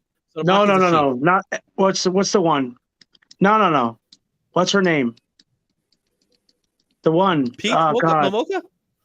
Peach? No. The one with what you just showed it to me. That one you made a mistake with. Well, that's the one I made a mistake with. So Bruno was the Nightwing. Yeah, Bruno. the one you made a mistake with. But I'm going to tell you right now, what I want to see is, which one has been around the most. Which Okay. That's like I'm going to tell you right now, I'm not really familiar with George anymore. Like I haven't seen any of his books. Yeah, well, he's gonna be doing Nemesis pretty soon with Mark Morale, which I cannot wait for that book. And like, I'm not sure about anybody else though, because I don't follow Art Gem or I don't follow anybody else. Sorry. Okay. All right, Nate, what do you got? I'm gonna go with Peach Momoka. All right, Peach Momoka, man. Everybody talks about Peach, right? Yeah, and especially after the whole Comic-Con incident, her name's been spreading around a lot more. Yep. I haven't heard about what? Peach Momoka. Yeah. Josh, what do you got? So likewise, I'm going to go with Peach. It feels like has a cover on every single book every week. Every Marvel book, yeah. And that just goes to show the demand is there. And I suspect we're going to be looking for these covers in the future. The way some people kind of look for Scotty Young or other artists that have done covers throughout the 2010s. So that's my pick. All right, and Jeff, who are you picking? I'm gonna say Jorge Jimenez. Yeah, Jorge. I mean, the whole list is tough to choose from. Yeah. There's some really good artists, man. Yeah. Honestly, they're really good, without a doubt. It's a hard choice. Absolutely. Yeah, but that's my choice right there. Jorge Jimenez and Gary. What made it harder is that the category is covers. Yeah. Because it may not be the best cover artist in the group, but Jorge's art is. Yeah, Jorge. At least he's an interior guy. Yeah. That's. Yeah. You know, I got to give it to him. He's a fantastic. So is Dan Mora. Dan Mora's interiors are awesome. When I saw World's Finest, I was like, oh, I am picking up this book no matter what. Right. And then, the fact that it's solid storytelling by Mark Waid, of course, right? Comics by the Bay, we've been silent for a little bit. He's also picking Jorge Jimenez. And Peach is 50-50. I agree with the Peach 50-50. There's some Peach covers that are beautiful. And then there's some that she was like, yeah, okay, here you Wing go. it. I'm sorry. I'll say wing it. We'll just call it what it is, wing it. Yeah. All right, let's take a look at who won this one. It was a tight race, but Jorge Jimenez, man. Told you. Jorge Jimenez. Look at how he draws these characters. They're gorgeous. So if you ever pick up a Jorge Jimenez, pick up his stuff from Batman, which are fantastic. His work on Batman.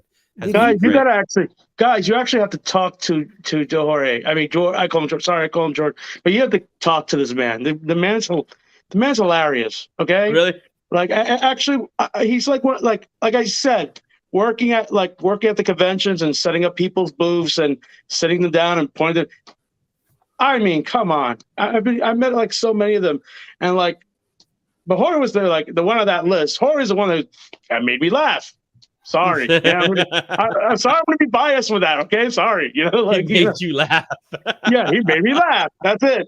Like he was a generally nice dude. I mean, they're all generally nice people, but he's the one who stands out. That's all I have to say.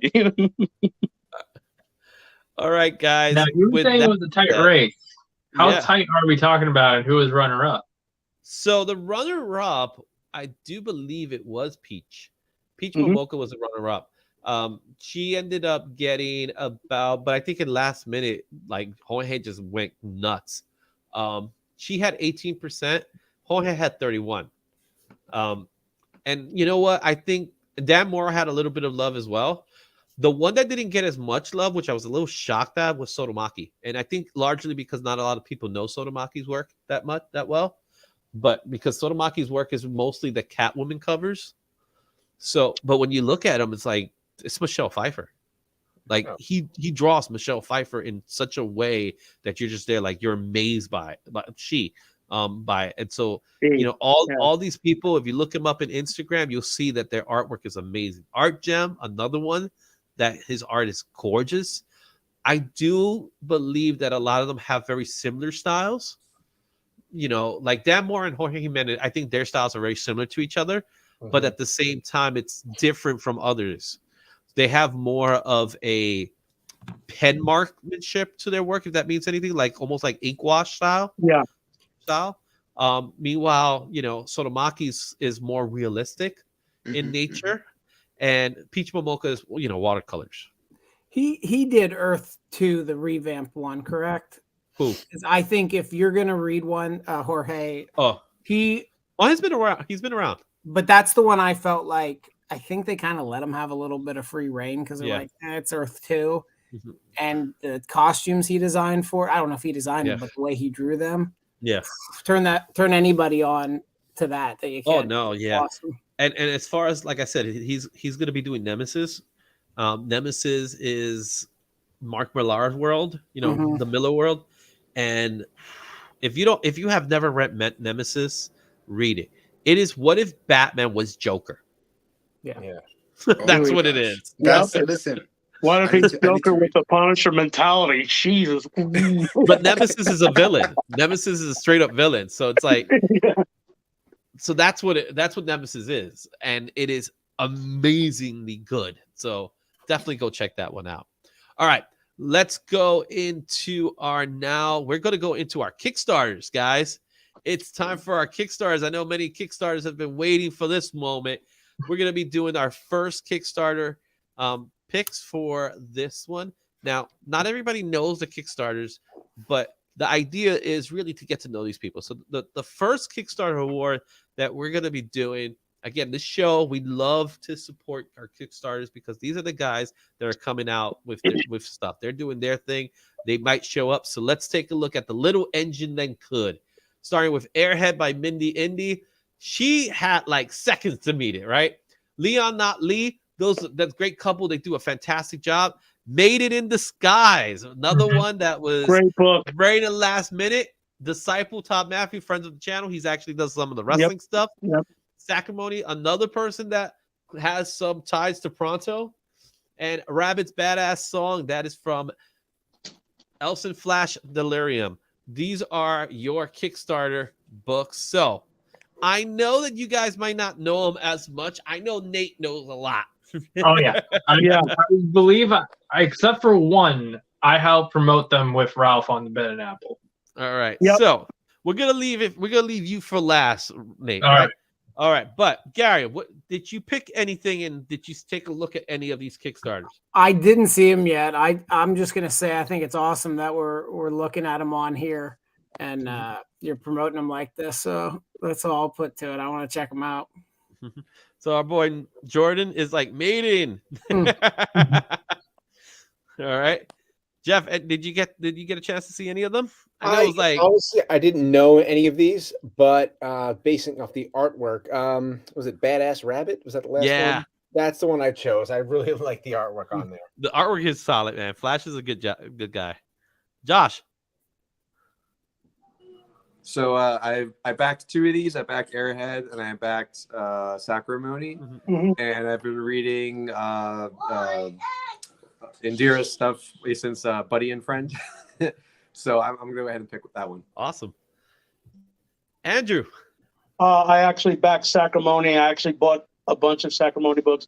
Adira is a very close, cool friend to have. I also worked with Mark with Robots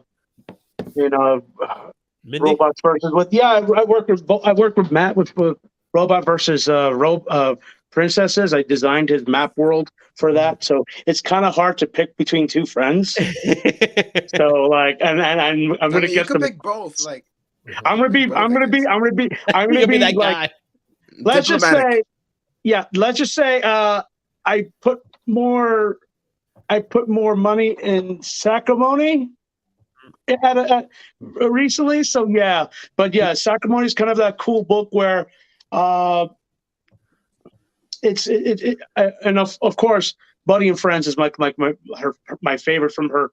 So yeah, I'll pick Adaro's book and Matt's book, both of them. So I'll just do it like that. I'm not stabbing myself in the back for doing that. So, He's gonna get a cough afterwards. All right, Louis, do you have a pick? I'm gonna be like, Sacrimony. The cover looks really nice. The Yeah. rabbit one looks really good, but I think Sacrimony. I'll have to go with Sacrimony. Okay, so that's everyone. This is always a tough one, especially when you don't know the creators as well. Now, in my case, I worked with every single one of them in some way. Yep. Nate, you have to tell me what's your pick, man. All right, so if we're talking about literally down to the wire, just made it right under them. It is a very tight race between Mindy Indy and Bitsy Tandem. Because let me tell you, if you have not been paying attention to the Kickstarters, those two were literally minutes away from just not funding. Yep. Both of them. They were the engines that could. Yeah. They really were. But that goes against like the sort of way on how this is voting, because a lot of people are gonna vote for what they know. Well, that's which leads me to go with Sacrimony. Really? Wow. Yeah, because a lot more people know Sacrimony than they know those two that just needed the last minute funding. Well, the idea and I'm gonna tell you now, little... like Mindy's are really like. If you ever read her Misfortune cookies, those are hilarious too. So like, yeah. So I'm like, you got three friends here, man. It's like, which one you're picking, Andrew? Oh, I don't know. But that's the beauty about this one, right? What we're doing moving forward, right? The awards that we're going to be talking about moving forward are really based on the fact of just us giving them love, right? Yeah. And more importantly, just congratulating them for the hard 100%. work that they did, right? Because I will admit, I remember seeing Mindy Indy, and I remember, myself, Ralph, Nate, we were like, come on, get Mindy. Let's get Mindy. Let's get Mindy. Let's get Mindy. And Mindy was like, I'm trying. I was like, we're gonna do it. We're making. And the same thing for even though we haven't spoken about Leon, not Lee. Leon, not Lee are like the nicest couples you can. Oh meet. yeah, they are. They're the nicest people you could meet. And when they were talking about it again, they were going through that struggle too. And like, we're trying to get this. We're trying to do it. So even Phil, Ralph, we were all on board, right? Phil Russett, he couldn't stop talking about Flash, right? He couldn't stop him about the rabbit. He said, "This is really good. You got it." And let's not forget about Chastity, who his significant other. They worked hard on these books. Bitsy Tandem, again, another one. All of these books try to get to the very end is when they reach it, and that's why they're considered to be the little engine that could, because they did it. So even though we do have one winner. Yeah. Izzy, it kind of sucks when you're like friends with them too. Like you actually, like, you've supported them. You supported them back. You supported them in the front. You've talked to people about their books. You've said, hey man, you should check out that book. Oh, that book is like you like, it's really hard.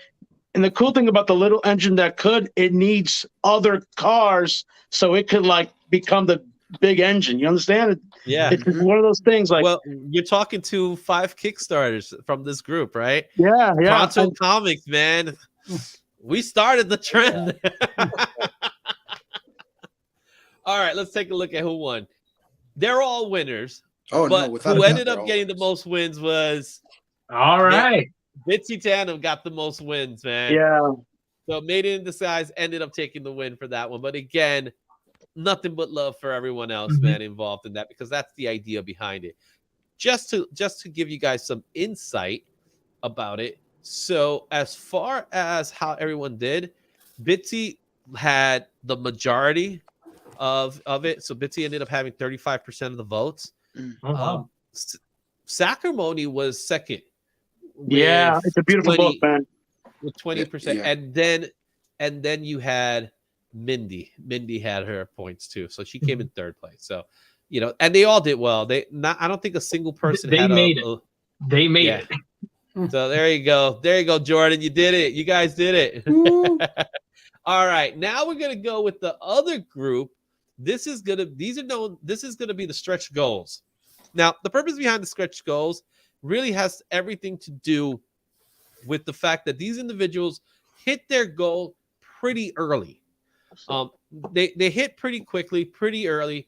However, we all know, for those of you who are familiar with the way the Kickstarter project works, you can't stop. Even though you hit the goal, you can't stop, because you never know when some of these backers are gonna back out. Yep. So one of the things you have to do is you have to continue working hard and what we call stretching the goals. And these are what's called stretch goals. These 4 individuals did exactly that. There was something crazy happened outside. And these 4 individuals went above and beyond their goals, and each one of them deserve the credit that they got. So let's take a look at the Kickstarter awards for not the little engine that could again. Well, we're going back. We're going back, guys. Oh, did I just erase the little engine that could? Tell me I did that. Because I know. Let's see. No. Uh-oh. Please tell me you have a backup. You erased the wrong video? I erased the wrong video. To the trash Yeah, we're bin. doing it live. Oh, wait. No. Wait. No, we didn't. I didn't fix the beginning. These are the stretch goals awards. Okay. All right. So we got the end. So We Suck at Comics, Wayward Media, right? They have a lot of that. Dan Price, Bigfoot Knows Karate. Got to meet him in Baltimore. Crit, Caffeine Chaos, and Tragedy by our very own Phil Russett. And the second one just popped out of nowhere. All right, those were the 4 books. Wow, this must have been one of the last videos, because I think this was a close call too. But from the 4, let's see who's gonna go first this time. Let's go with Andrew. Andrew, you go first. Come on, Phil's book. Come on. You go Tragedy. Tragedy was pretty cool. It's cool luck. So I'm going to go with Phil's book because, I didn't read it, and I'm sorry I didn't read it. So Phil's book. Yeah. All right. You're going with Phil. Lewis, who are you going for? I'm gonna have the same answer as Andrew, honestly. I don't know what else to say. You gonna go with Phil too? Yeah. Well, you met Phil. You got to meet Phil, right? I can't remember. If I saw his face, I'll be like, I think I know who Phil is. Yeah. Great Con. Yeah. All right. Gary, who you going for? That's the one I was going to say, because that's the one, and I think that was the one that I'm putting together the cover with what I saw, because I actually, you doing this, I was like, all right, I got to check this out, and I went and added some of the stuff and tried to find out more about it. So yeah. Cool. All right. And Jeff. Yeah, when I went to go look up some of these, when I saw Bigfoot Knows Karate, was that Dan Price? That just some Samurai Jack for me, and I thought that looked amazing. That's definitely it did bring back some Samurai Jack. So yeah, he's a good book. He gave me a copy over in Baltimore, so I got a chance to look at it. I loved it, man. It was awesome. Josh, what do you got? My interest. For me, it's clearly We Suck at Comics, because they've proven that they don't. The guys from Wayward Media, they hit their goal so quickly, but they just kept pumping up, and they found ways to get people to back them up even more, especially like in the comments and things like that. So that was fun. Nate, what do you got? It's the same thing, man. Like, I remember we were day one about to support them, and then as we look at this and we see all they're doing, we're like, all right, they probably don't even need our help, but go check them out. See what else they're gonna give you. You're probably gonna get a ton of freebies just by like giving $1 or something. Well, I will admit that Wayward Media to me has the same heart that us guys from Pronto had. Mm-hmm. Yep. It's dare I say Pronto 2.0. And if they knew what I was talking about, they were like, "Oh, okay." But they had the same idea that we did, where it's like, instead of one person, there's strength in numbers. And they had the idea of the anthology series and working together to get these things out, because if more people are involved, it becomes, dare I say, a little easier to get it rolling. Is it hard to manage? Oh, hell yeah. we can tell you that, all of us here. Is it hard to keep it going? That's a different story, but they've been doing a phenomenal job in the conventions, especially when they're at the conventions. They're like, hey, you can back us up right now, and we'll give you something right now if you back us up. So that was cool with them. Crit was also another fun one with the, that book is pretty funny. And again, who's to say about, Bigfoot knows karate? Because Bigfoot knows karate. And, I can't talk too much about Phil. I know him too well. So, so we're going to go ahead and let's find out who our winner is. Hopefully it's going to pop up here. But if it doesn't, yep, it's Crit. Caffeine Chaos. Now, what do you guys think about that one? Did you expect that one to win?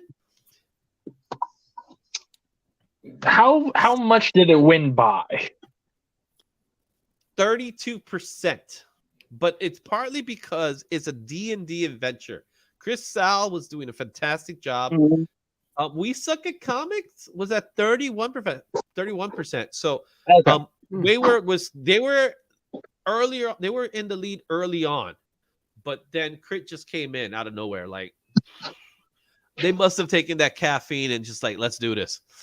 And that's exactly how it happened. So that, I'm happy to say that, they're all winners here. So good stuff there. Woo-hoo. Let's see here. Where's my, I took the stream out. That's what it was. I'm like wondering what's going on here. All right. So now it's time for the two big awards of the evening. We finally reach it. We're almost at the 2-hour mark. And we're going to get things started with, we're going to go a little, we're going to go with Smash. We're going to smash it. So this award goes out to the YouTuber that has over 5K. So these are for YouTubers with over 5K and how they did. So let's take a look at the YouTube award for Smash the Like It and Subscribe award. So this is for YouTubers that have over 5K. We have here Comic Tom 101, Very Gary Comics, Comics by Perch, Comics Uno. Our good friend Nate is there. Let's see what else we got. Cartoonist Kayfabe, Comics with Bueller, Comics Historians, and Reggie Collects. So those are our YouTubers channels that have over 5K. Before we announce the winners, you guys tell me. We'll start with Josh. I don't subscribe to any of these. I'm sorry. I just don't. Yeah, same. I don't know. But somebody I'm sure they got great. over 5K. I'm sure they're amazing. No doubt in my mind. But I can't speak to They all a little different. They all have a little different taste to it. So are you pleading the fifth for this one? Yeah, I'll have to I'll have to make like a US politician and not vote. All right. Louis, are you doing the same thing? I exercise the right to not vote. Man, No, but honestly, you know what? But now, through the stream and just us being here and their names being exposed, honestly, I think that's a win. And I have to, after the stream, I have to check them out. Honestly. Yeah. Cool. All right, Andrew, what do you say? And Dan The saying only one I subscribe to is the historian, the comic historian, and I don't watch him as religiously as I should. So Comic Historian is pretty funny. He's a funny guy.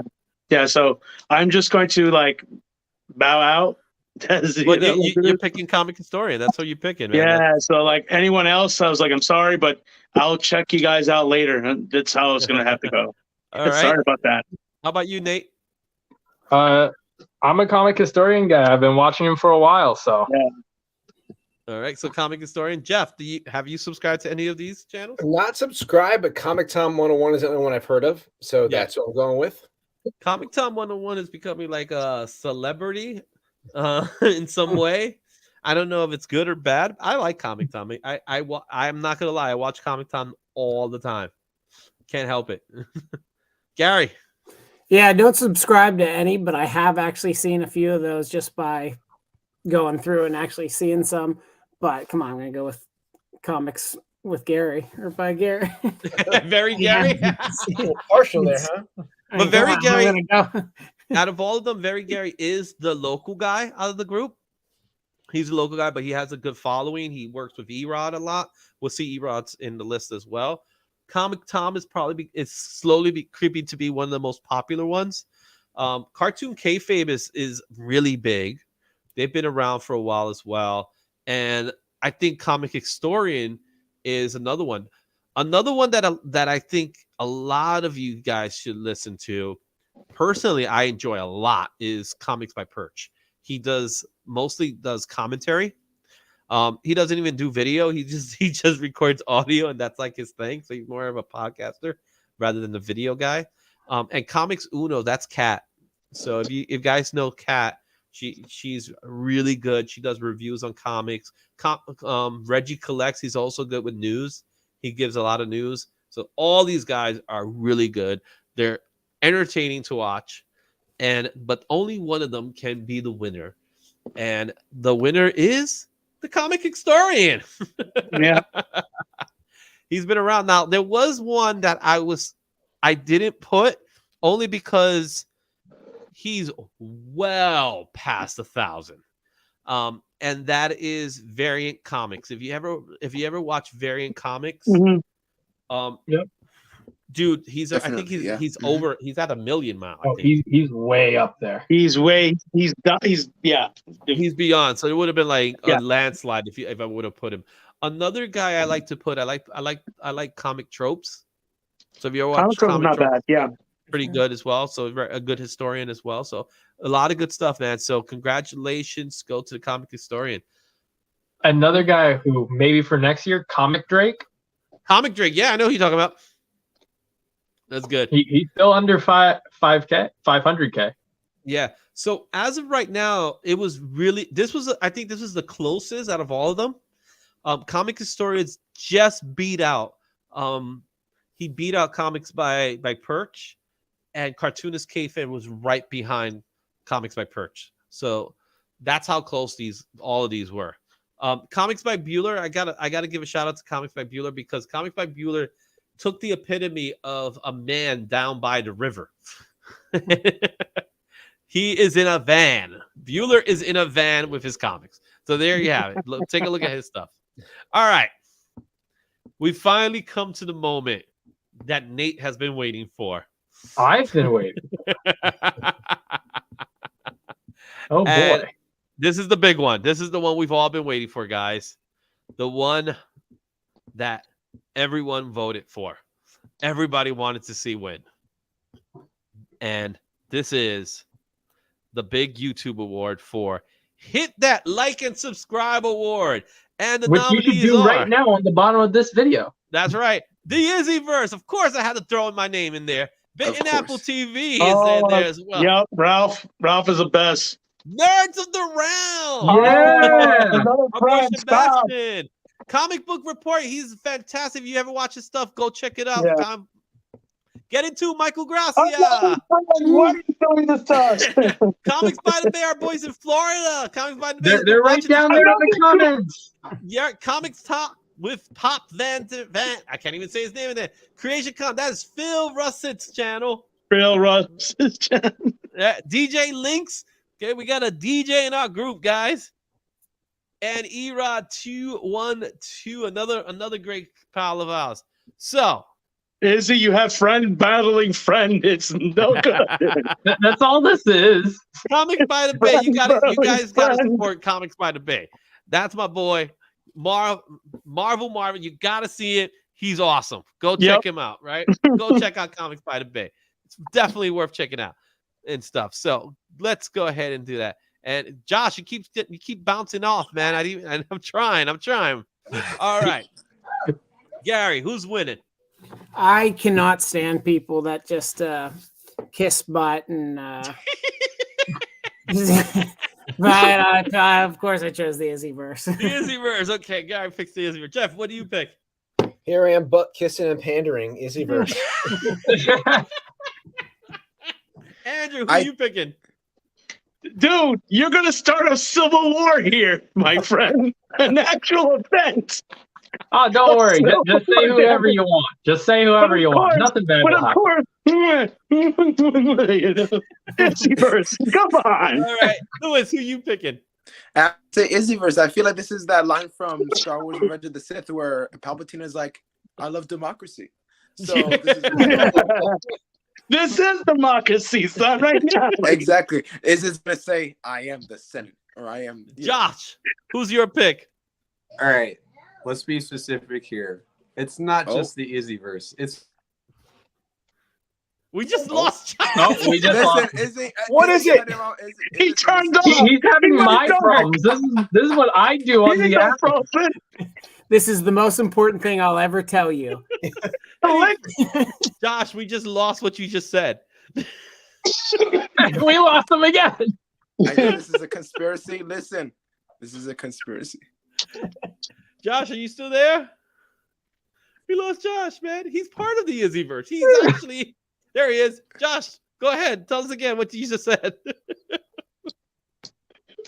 Now he's just blink it with your eyes. Blink it with your eyes.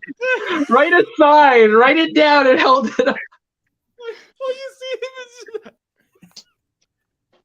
him? I'm dead. He's pointing at himself. Does Josh have his own YouTube channel? Well, Josh is part of the Izzyverse. He's our Monday correspondent, so of course he's part of the Izzyverse. So I'm assuming he's gonna pick Izzyverse. Nate, who are you going he's for? not in his head. All right. Let me break this Izzyverse trend because one thing that I'm not sure everybody hasn't realized: Nerds of the Round is 6 people on camera. There are 12 people off camera. They alone could rig the vote in their favor. Yeah, not to mention. It's true.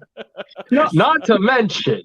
I'll tell you really true though. Like Comics by the Bay and Ben Apple are the ones that I've been always like supporting since they start. And Ralph had me a couple of times on his show, like just like Izzy, and I believe Ralph and Izzy. I think it was me who introduced Izzy to Ralph, right? Or you knew of each other. Yeah. And so like, yeah, it was just like, I was like, I'm happy to see my boys like just doing their thing. And I'm so proud of you all, you guys. I know I have to be kissing because I'm here, but really, you guys are doing it, okay? Like Ben Apple, Izzy, dude, Comics by the Bay. I'm gonna tell you right now, guys. I keep watching you, even if you hate my decision because it's awkward. Why but yeah, would I hate y'all your three. decision? I'm sorry, no, because y'all three. That's all. And I have to check out. And I have to check out Phil's stuff still. So now I have to check out a bunch of other stuff because they're all friends, and I'm feeling like it's a civil war, man. All right, guys, you guys are ready for the answer? I'm gonna say, wait. Nerds of the Round is it gonna be 1? Izzyverse number 2. Ooh, that's what you're going for. Nerds of the Round for number 1. All right, guys. Here's the moment of truth. Vegas stakes. Vegas stakes. All right, the winner is the Izzyverse. What did you say, guys? Of course, the Izzyverse is gonna win, but just want to let you guys know there was a second place, and the second place winner was the 12 guys in Nerds of the Round. Yeah. What I doing? Now, just to show you guys that I'm being honest and truthful in this, I want to show you guys the results for real. All right, so that you know that I actually. Comics by the Bay, it was not rigged, man. In no way. Thank you, Comics by the Bay. It was not rigged. There is no way it was rigged. I am telling you the God honest truth. This was not rigged. Here's the results, guys. Oh man, I won with 50 votes. Bitten Apple, man, you had 13. that sounds about right. Nerds of the Round was at 32. Yes, they were winning at one time. So they were winning. So, and Comics by the Bay, my boy, you got 4 votes in there. So people love you, man. And I have to admit, man, I love watching Comics by the Bay, man. I love watching him. So much love goes out to you guys over in Florida, Comics by the Bay. And you got to check out those videos. We got to check out all the videos. Again, the purpose behind these was so that we could support each other, that we could talk to each other, we could get other people to watch the show. Yeah, I won, but it's also my award show. What do you think, guys? I'm not gonna Come on, but man. I did not. This close, man. This close. I did not rig it. I did not do any votes. I did have some family members vote. I will admit to that. I did have some family members vote. But Nate, man, you had a 2-year-old voting. So Listen, you leave my 2-year-old great grandson out of this. and look at that. My sister said she picks Comics by Nate. Comics by the Bay. My sister picked you. That's right, sis. So there you go. Comics by the Bay. You are my new favorite. You started a civil war, I tell you. It's beautiful. All I know is that when we go to Florida, we're gonna have to have some barbecue with Comics by the Bay, guys. So one of these days, man. Anyway, it's been a fun 2 hours. It's time for bed for us because you know us old guys. I'm gonna get started with Jeff. Jeff, tell people where we can find you, man. You can find me on Instagram, Twitter. I'm just showing off my work for the most part. I'm doing a lot of pet portraits, house portraits lately, in watercolors. I'm doing a lot of just branding stuff for people lately, just logo design, brand guides, that kind of stuff. But yeah, you can find me, J Dry Art, at Instagram and Twitter. Awesome. Andrew, where we can find you? You can find me at Andrew Frank Rodriguez Art on Instagram. You can also find me at Andrew Frank Rodriguez Art on Facebook. I also have Dead Do Walk. This is like my Dungeons and Dragons / zombie world that I've been developing. If you ever guys want to play a Dungeons and Dragons game, you hit me up and I can get you in the game. What I'm doing now, I am working on a charity art piece for Mr. Pop and Twist. If you ever going to, Mr. Pop and Twist, I know what you're talking about. Yeah, so he has me. I'm designing a picture for his book for his charity, and I'm actually happy to draw something that isn't evil or or elf related.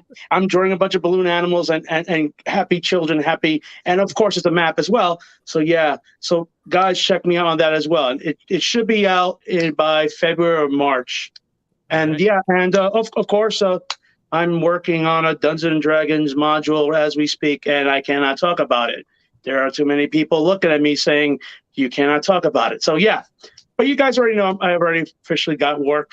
I've been working for a couple of people with DM Labs and Wizard of the Coast and stuff like that. Yeah. So Andrew's like, yeah, I'm working on the secret project called Dungeons and Dragons Honor Among No. Thieves. It's not secret. This It's guy like named I could get sued. Fine, but we don't want to talk about that. I could get sued. I tell you. I'm like, yeah. I hear you. I know what you're saying. We can't talk about it this year. Gary, where we can find you? Right there at hungryartist.net, my website where you can order commissions or has links to my Instagram or any of my books on Amazon. So check it out. Nate, where can we see you and hear you? Oh boy, you could hear me right here on the Izzyverse. You should like and subscribe down below. You can also hear me on Hagar's Horribles, another amazing YouTube channel with our good friend Jordan Hagar, who was down in the comments section below. And if you still haven't gotten enough of me there, you can come find me on the Bitten Apple. See, I could plug like 8 other channels in there, but I'm just gonna say, hey, Bitten Apple, yeah. Awesome. And Josh, I list you for last because you and I got to talk on Monday, don't we? And he's still his audio's gone. I think I'm replacing Josh now. Oh my goodness.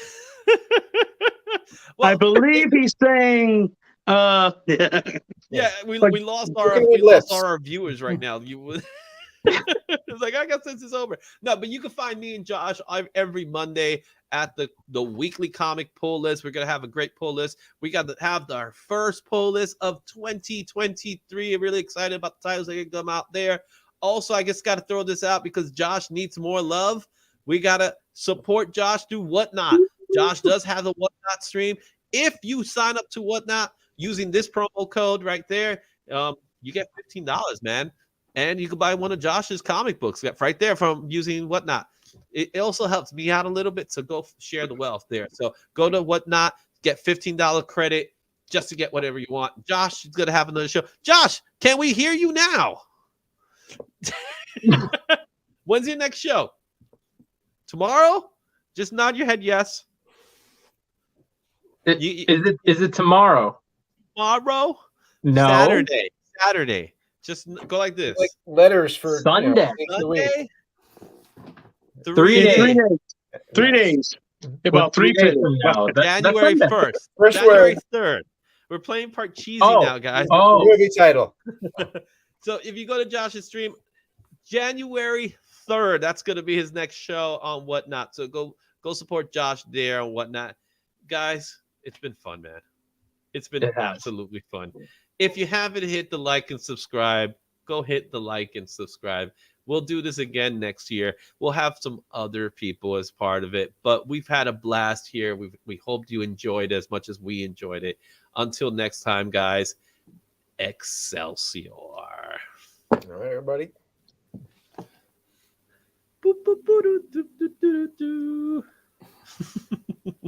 Got that music playing in the background. Let's do it.